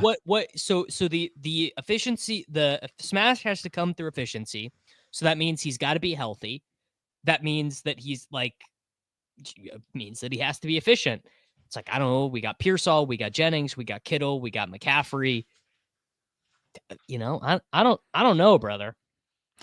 It's a multi-ligament knee tear. You know, that's the concern. You're talking about. I need a guy. A multi-ligament knee tear from the guy who already got his money. Yeah, it's not ideal. It's not ideal. And from a team who's like, hey, would anyone like this guy now? Yeah, would anyone like him? Would anyone like to send a 3rd round pick to pay this guy his money? Yeah. Yeah. I forget who the guest was on Greg Rosenthal's pod, but they were talking about their free agent rules, and it was like never, or maybe this was he the call, but sorry to whoever made this point, but it was never pay for someone else's, never make like someone else's overpay your problem. Oh, those are wise words, man. Yeah. Yeah. All right, let's take Devin Neal here. Yeah. Devin Neal, good fit for this room. Just, is there a more slappy running back room than Chase Brown, Amari Hampton ahead of ADP, really Bhayshul Tuten, and Devin Neal? I mean, this is slapping it up. My God. I think we might need to balance this out. We do. We need to take like Ray Davis or Blake. No, we need to take Thielen. Oh. We need to take Thielen. Oh, God. Do we need Thielen? We've got 6 receivers, don't we? I guess Ray Davis is a little bit less. I think Davis makes more sense. Harvey would make it. Would be. I'd take you down to slap it up. You want to slap it up with Harvey? I'm cool. All right, there we go. I mean, I guess if you're, this is maybe a good thing. You know, with 0 running back, Sean would always say, you know, people don't go far enough. Like, oh, you only have 5 wide receivers, brother. You need 9. Like, right. So if you're gonna go slappy, I mean, give yourself more outs. If you've got Tuten, Neal, and Harvey, you probably get 1 good season there. Yeah, and I mean, if you have Hampton and Chase Brown, you kind of only need 1 good season. You kind of only need 1 anyway. Yeah. That's a good point. Those running backs, like the Hamptons, the Jeantys, the Judkins, like when I'm drafting, it's like, oh, I have too many rookie running backs. I mean, those guys aren't really rookie running backs in the way your brain conceives of them, because they're like fairly guaranteed to have a role. They'll have a role out of the gate. They won't be awesome, probably. I mean, Jeanty, I think, will, but Hampton will probably take a minute. But he'll get there quickly. You think it's funny too when you look back on like some of these logs, some of the game logs, right? Like Garrett Wilson. I mean, obviously not running back, but came on down the stretch, kind of one of the classic came on down the stretch guys. He had like an awesome game in like week 4. And some of these I remember these guys like, oh, they basically it's very clean, like they don't do anything and then they do a bunch, and it's like, no, a lot of times they'll have like a random spike week in week 3, and then they won't do anything for a while, and then they tend to there's a trend where they'll produce more at the close of the season, but it's not, you know, we simplify it. So Hampton could score 3 touchdowns in week 2, you know. He'll have a role. Yeah, he could. Now, granted, that is probably a bit too. Ooh, this is a good question. What is the best spot? Do you think Washington is the best spot for Tuten? I don't know. Where it's round 3. Where are you hoping Bhayshul Tuten goes? I think Washington would be really nice. I mean, Dallas would be incredible if they were to wait. I mean, The thing about Tuten is that he's kind of like a workhorse runner. Yeah. That's what he was at Virginia Tech. He led this class in backfield dominator rating. He plays on special teams, kick returner, and Zero drops at Virginia Tech. Versatile receiver as well. Yeah. So he's kind of like the best spot for him, I think, would be like a Dallas, something like that, where the bet is actually he takes over the whole backfield by the end of the year. Oh my God. If Dallas actually does the right thing and just waits on running backs and it just says, whatever, we got Javonte if we absolutely have to break glass in case of emergency, and they take Tuten. I mean, dude, you want to talk about slappy shit. I mean, I would take $1 billion of him. Yeah, man. WrestleMania. You're hoping he's like a Kyron or a Chase Brown, like that kind of guy. Like they're able to just give everything to, and maybe he's got a little more juice as a receiver. Like that's the dream. He's not just like a speed complementary back. Now he is very fast, but his resume is actually, much more like one of these undersized workhorses. Yeah. This, by the way, is the report that Matt Wolf was mentioning. From what I understand, Dr. Neil Elatrache, it can't be how you pronounce it, is pleased with his progress. He's coming along. I would think he's ready to play by mid-season. Gross. I mean, that just feels crazy. Ready to play by... This guy goes in round 6, and he's not even good. We have him lower, but like ADP pulls him up. I think we probably just need to tell ADP to get it does sound like a fake name. It does. Yeah, I'll dig in before making a change. But you want to take Iomanore again? Yeah, let's do it. And then I think Corum is fine here. If we want to, we could be done at running back if we wanted. We don't have to. We could go Gesicki, get the other tight end. Do we have a stack? We bet on Chase Brown, so we're betting on the offense.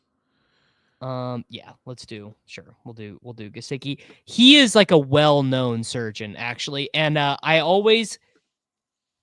his name is just crazy, and I always point it out, and I'm just like, and I just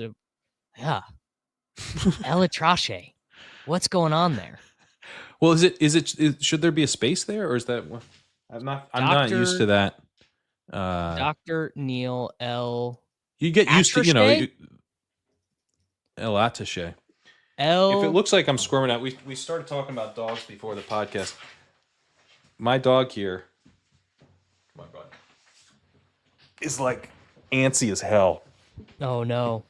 Yeah, he does the thing where he comes up to my arm and then bops it. Oh yeah, he's bopping it. He's bopping the arm. Yes, he is the guy. He is the guy who did Shohei Ohtani's TJ. That is true. Oh, yeah. Okay. Yeah, he's like one of the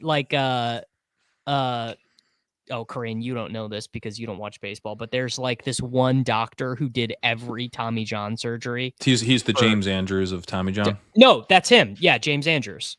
Yes. Wait, what? Yeah, Dr. James Andrews. He does the Tommy Johns? Guys, am I wrong about this? Who is the guy who did every? Because James Andrews is the ACL guy. Okay, if he's also the Tommy John guy, he's like a living legend. Tommy John baseball doctor. I'm pretty sure Dr. James Andrews. No way. Yes. Yeah, Dr. James Andrews is the guy. Holy shit. Yes. Dude, he's the ACL guy. He like revolutionized the AC. He's the dude who did Adrian Peterson's surgery. Yeah, no, so this guy did like every like name a starting pitcher who got a Tommy John. He Dr. James Andrews. I did not know he was also the ACL guy. But yes, I sounds like Dr. Neil Elatrache.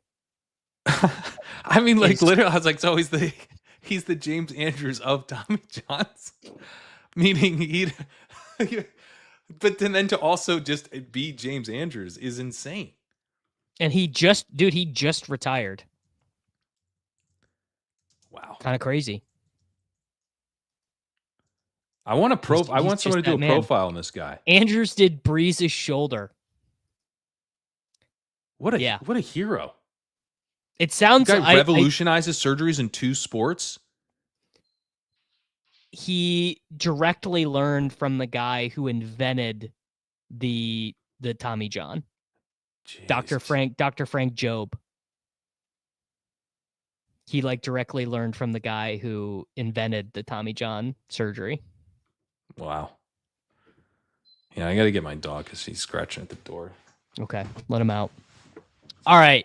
For the audio listeners, the team is Bo Nix, Trevor Lawrence, Chase Brown, Amarian Hampton, Bhayshul Tuten, Devin Neal, RJ Harvey. I mean, my God.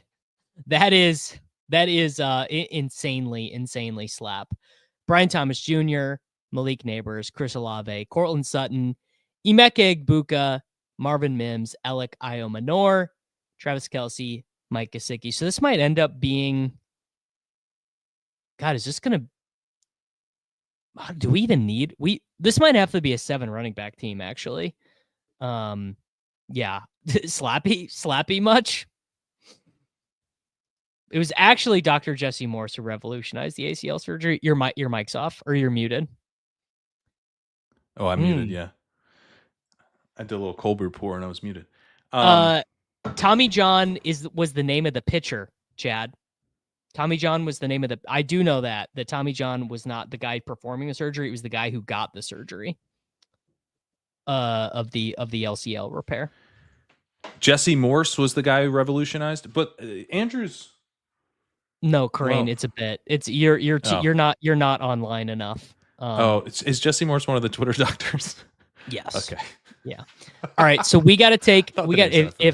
If this guy right here doesn't take Derek Carr, which I think he should do, we should take him. And then we need another running back, and we need an adult in the room. Yeah, as Kevin is pointing out, we need an adult in this room. All right, he took Russell Wilson, so we're gonna take Carr. Who's your favorite adult running back? Gibson, Sean Tucker, Jaleel, probably Kareem Hunt. Kareem Hunt over Elijah Mitchell. What do you think? I think Elijah Mitchell. Okay, let's see Mitchell. I think Kareem Hunt is like a total break glass in case of emergency for the Chiefs. Like four emergencies have to break. Because, they always, Andy Reid, I mean, he loves the LaShawn McCoy, Carlos Hyde, Le'Veon Bell, Melvin Gordon, Darrell Williams. Like, he loves to have a 30-year-old there just in case. But I think Elijah Mitchell might be this actually worked out. Actually, we're just happy to have him as our running back too, alongside whoever. Nice. Yeah. Yes. The problem with the adult running backs in this range is that they are probably all going to get dunked on by rookies. Yeah. The Saints can't afford to draft a running back until they do, brother. It would be hilarious if Mitchell got dusted by one of the only rookie running backs this team doesn't have. Yeah. I mean, Kendre Miller is a good pick, but there was a while where Kendre Miller was like my absolute most drafted player, period. Not most drafted running back, most drafting player. That didn't feel great. That was not a great experience. I want us to start giving out fantasy football awards. And the award, like in this case, the award would be like most years as an 18th round pick. Like it's something kind of special about the profile where we draft him, he does absolutely nothing, and then we draft him in the same spot the following year, he doesn't do anything, and then we draft him in the same spot the following year. And this, I mean, it's not even clear that he's the handcuff, but we just, we're good. We're going to draft Kendre Miller. We keep falling for it. Yeah. One of these years it'll work, even though there's no evidence that it would work. And I draft Kendre Miller. This is not. This is a collective we here. Yeah, but it's just not going to work. I didn't do any of that last year. I don't know why I didn't fall for it last year. I fell for it, I think, the most last year. I wasn't on the full Kendra Miller Slappy train the year before because he wasn't Man. that good of a Oh, prospect. if DJ Giddens is the 3rd round pick to the Chiefs, Brother. high. The answer is higher. It's what's the fucking gif of that people always use? Those are rookie numbers. Yeah. Go higher. Whatever your answer is, my answer is higher. I just want, if that happens, I need the 2-button meme guy, Davis's face on it, and both buttons are DJ Giddens. Both buttons are DJ Giddens. That's where we're headed, okay? Starting in round 2. Yeah. Oh man. And that's the thing is there's so many guys. Like imagine Tuten as a Chief. Imagine Caleb. I mean, even Caleb Johnson. So like Caleb Johnson's not as fun, but you're like, oh shit. Imagine Kareem Hunt with any juice at all. Yeah. I mean, Caleb Johnson is kind of the Pacheco. It's like let's do Pacheco again, but we want juice. Pacheco, but he doesn't hate the ground. dude, he runs like he hates the ground. Well, the ground may have won in the end. The ground may have won in the end. All right. We got 2 picks left. We got to wrap this up. We could take a rookie tight end, so any of the Fannin, Mason Taylor, Arroyo. I'm glad you're. We should Fannin. Maybe think about taking another running back. Actually, I still take Jordan James. I think he's going to get drafted. Oh, just why in the top 120 picks for sure. Slappy train. Let's do it. Let's slap it up. God. Slap it up, brother. Tuten, Neal, Harvey. I mean, that is basically the holy trinity of slappy running backs. I mean, I love the slappy running back room with a couple. We got a couple Bengals, a couple Chiefs. Just a real slappy team. The whole team is real slappy. We overdrafted slappy running backs with Chase Brown, who is what a slappy drafts as their workhorse running back. Yeah. With a slap, we took Bo Nix over Patrick Mahomes. That's about as slappy as it gets. Oh, yeah. The team needs Frank Gore Sr. I agree. All right. Oh man. Which of these rookie tight ends do you prefer? Fannin all day. Yeah, I agree. And then do we want to take Jordan James, Rocket Sanders? I think Jordan James is a pretty strong pick, actually. Or double down on an adult and try and just get some week 1 points. I would be open to Hunt if he was here. It's just like we farm a week 1. He's not. Yeah, I would say Jordan James then. All right. Well, yeah. I guess if at first you don't succeed, just keep slapping. slap away. Just slap away. If at first you don't slap. I mean, put that in the history books. Chase Brown, this is the Amari Slappy Hampton, Hall of Fame right here. Tuten, Neal, Harvey, Mitchell, Jordan James. Brother. I have a lot of teams that look like this. Yeah. I slap it up. I've been known to slap. Great wide receiver. I love your wide receivers. I am a little worried about your running backs. Yeah. Yeah, we could have taken Ja'Cory Krosky Merritt and really that's like almost even kind of beyond slapdom. That's like almost its own, because there is this genre of slappy that exists out there, which is like, oh, I just want to draft guys that you've never heard of. Yeah, but that, I think Jakoski, what is his actual name? I don't even. Ja'Cory Krosky Merritt. Ja'Cory Krosky Merritt. He's a different type of slappy than the me and Davis slappy, because he's kind of like the film Shrine Bowl slappy. All knowing slappy. He's a ball knower slappy. So he wouldn't be in there's like an alternate version of this team that has like Josh Jacobs and Derrick Henry, right? Like those kind of the more the ball knower guys. Who's a ball knower receiver? Jack Besh. No, Restrepo. Restrepo, yeah, sure. Restrepo is like you go to any Restrepo tweet and you'll just have dudes telling you just don't understand ball, dude. The routes are too good. Josh Palmer. Josh Palmer would be on this team. I Oh think, my god. yeah. It's like the maddest I ever got at Danny Kelly was when like Danny Kelly, like who I love and respect, but he was like a big Palmer bull when he came out, and I was just like, bro, I can't. I like remember getting viscerally like, Danny, come on. That's to me, Josh Palmer this. is like, all right, you know too much ball. Like there's just you learned too much ball. You like Josh Palmer now. It's when ball knowing goes bad. You start to like Josh Palmer. Anyway, Merritt would be on the Josh Palmer team. It's a different type of Slappy. It's a different flavor. There are, yeah, I mean, we define this on the Swolecast. There's left wing slappies and there's right wing slappies. You know, they're like Tony Pollard now is right. Like Tony Pollard went from being left wing slappy to right wing slappy. He's right wing slappy. He's right wing slappy now. Right. So right wing slappy is Keaton Mitchell now. Keaton Mitchell instead of one of these rookies, you know. You think Keaton Mitchell's right wing slappy? I think so. I think he used to be a left wing slappy. I think he's right wing slappy now. I don't know if it. Okay, I'm not as in touch with that group, so you could be right. This is not going to make any sense to you, but I think Arroyo's right wing slappy. Oh, because it's ball knowing. Yeah, it's ball knowing. Yes. Yeah. It doesn't matter they didn't produce ever, and doesn't matter. But it traits, guys. The traits pop. By the way, I do take some Arroyo, but I don't really believe in him.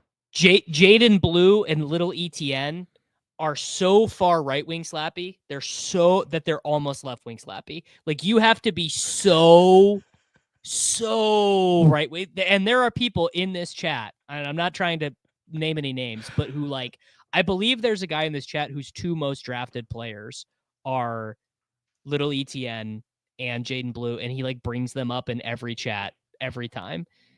And I just don't have the heart to tell him that they suck. Like, yeah, Jaden Blue. I could not think of a more right wing slappy rookie running back than Jaden Blue. No, I really can't. Jordan James, by the way, I would say is actually right wing slappy. But no, no, wrong. He's left wing slappy because McShay had him at like 65 on his big board. So the left wing slappies are like, well, if you look at the data, you just want guys who can go on day 3. That is what I said. Yeah, I've said that. Also, he actually looks pretty good in some of the numbers. He's an interesting guy because his big breakaway percentage is like absolute dog shit. It's the lowest I have in my database. But he like looks like his particular combination of skills is the same thing that like Devontae Freeman had. So there's a archetype that he fits in statistically that I actually am like into when he's free. So yeah, I guess he's centrist.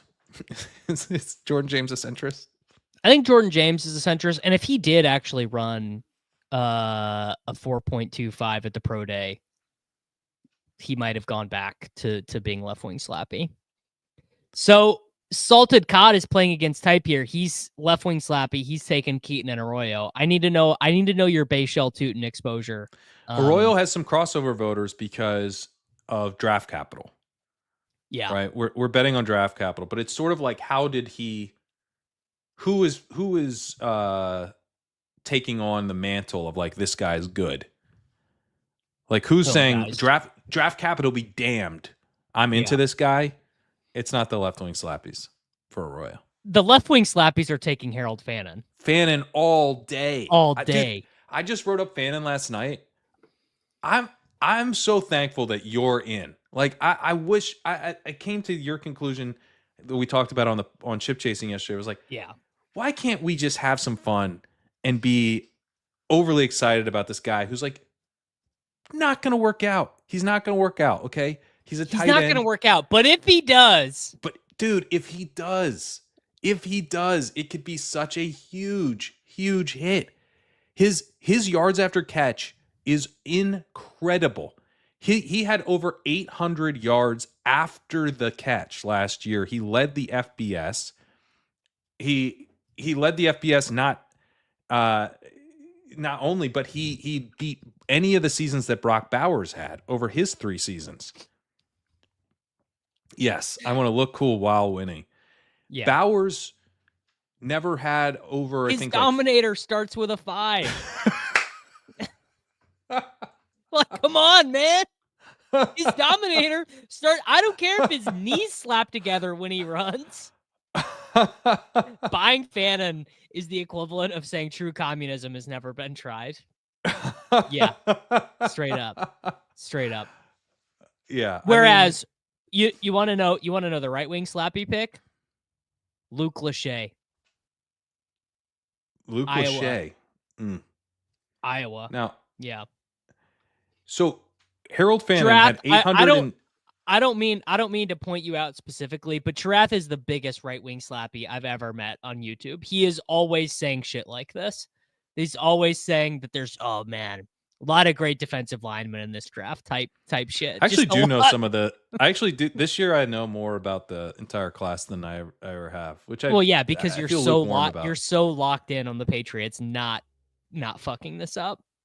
Yeah, well, you kind of like you listen to podcasts that cover all the positions and you kind of absorb it even if you're not there for that information. Yeah. But dude, Harold Fannin last year had 873 yards after catch.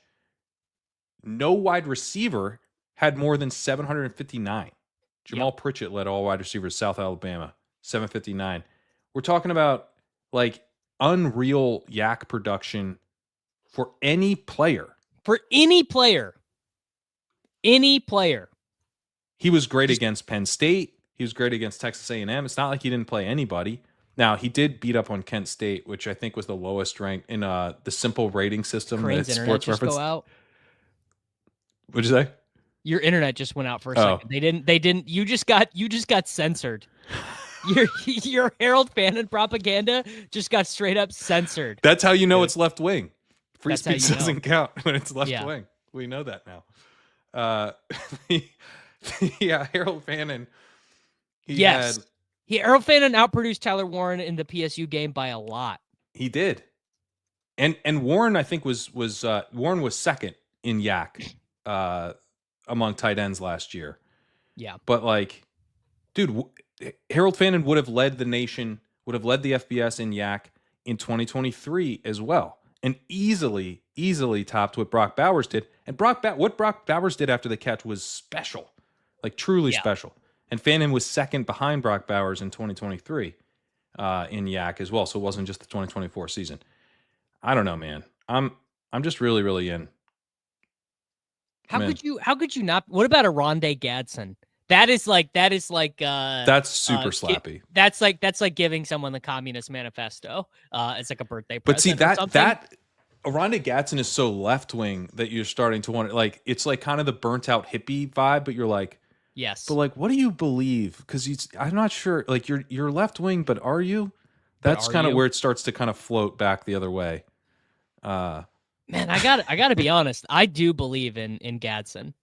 Oh, okay. I was surprised that Gadsden is not that there's not a larger Gadsden, kind of hive out there actually. Well, I think there will be if he gets draft capital. Like if Gadsden's a 3rd round pick, I'm going to be very in. I'm just kind of quietly waiting on that one. Oh man. Well, okay. I was going to say I looked this up. I wanted to say it depends on how you define production. Bowling Green State versus Penn State. Actually a close game. Penn State did not it was a competitive the whole way. Penn State was actually trailing at half. Harold Fannin Jr., 11 receptions, 137 yards, and a touchdown. Tyler Warren, 8 receptions, 146 yards, no touchdown. So it depends how you define. Do you define production by yards, by touchdowns? But yeah, basically very close between the two. Yeah, the chat is saying Gadsden is third party libertarian. Gadsden is like voting for Gary Johnson. Yeah. Yeah. Sort of like good people on both sides, and I don't like any of them. You're throwing your vote away, is how I would frame it. You're throwing your vote away. Yes. Yeah. Like Jill, it's a Jill Stein-ass vote. Yeah, it's Jill Ralph Stein. Nader. I think Jill Stein is perfect. Jill Stein's perfect because she's got some wacky views that are just kind of wacky. It's kind of wacky for no reason. Yeah, for no just reason. totally, You're like, how did you get there? for no reason? Yeah, Pretty wacky. All right, You're definitely Kerrane, not going to win the let's get out of presidency. here. I don't know why people are voting for you. Tell the people about Legendary Upside, Sidekick. What do we have coming up in the next couple weeks? I'll be back on here with Rotopat in a few hours. We're going to be doing some best ball streaming over on the Legendary Upside YouTube channel. So you can check that out. Got some articles up on the site this week. Had an article on the rookie running backs, diving into Cam Scattaboo. Doesn't matter. Didn't have his 40. Perfectly predicted a 4.65. You can check out that right up. We got Bhayshul Tuten in there, RJ Harvey, Devin Neal, Dylan Sampson. Did a deep dive on all of those guys. Damian Martinez in there as well. And Matt Irby had an article looking at touchdown regression, both positive and negative candidates at the quarterback position. Michael Dubner is got a series going on the site that he's kicked off with quarterback, looking at anatomy of a riser, rookie riser at the position. So, trying to get out ahead of the CLV element in best ball. And working on my tight end stuff, more running back stuff. I'll have my wide receiver stuff out soon. Check it all out, legendaryupside.com. Also the Sidekick. We got a sale going on Sidekick right now, $99 a month.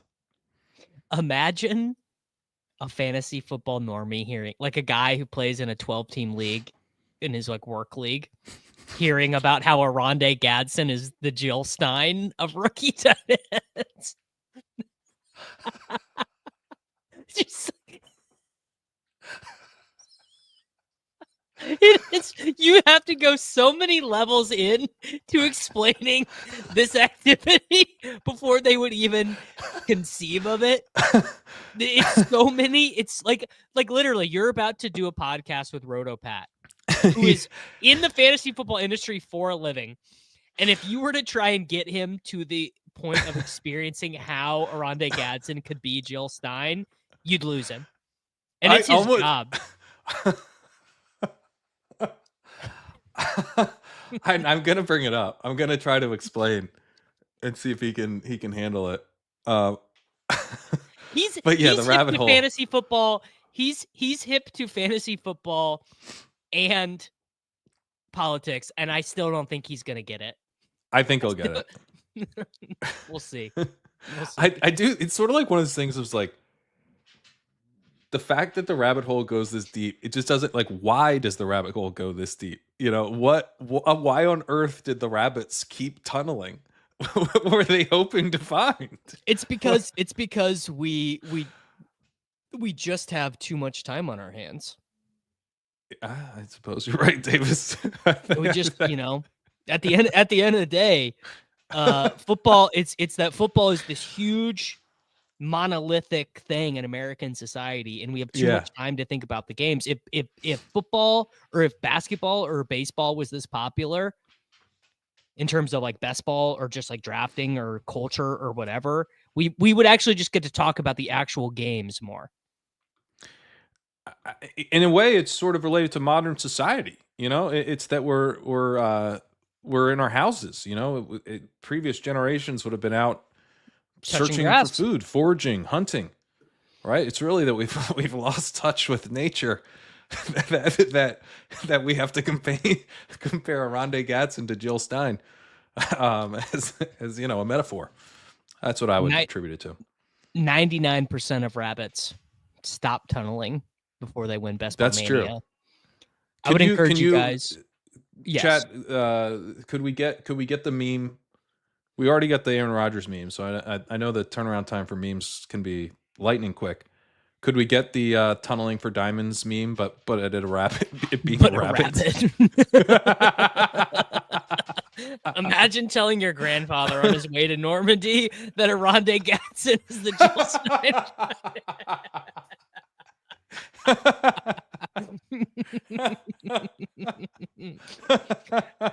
Oh, brother. Yeah, we've been drafting fantasy football teams since January for a contest that's not going to pay out till January 2026. So the joke very much might be on us. All right, everyone. LegendaryUpside.com. Make sure that you like the video before you leave. There's 242 of you watching. We did lose 70 people in the last little bit as we discussed going outside. So the remainders of you, please click the like button. Please subscribe to the channel, and we will be back with you guys very soon. It's Short King Summer, dude. It just feels like no one in fantasy sports ever learns anything. Does he mistime it, or is Brock Bowers just a grown man? Brock Bowers is just a grown man. Dare I say, Rich, football might be back. In the words of Lane Johnson, this offense looks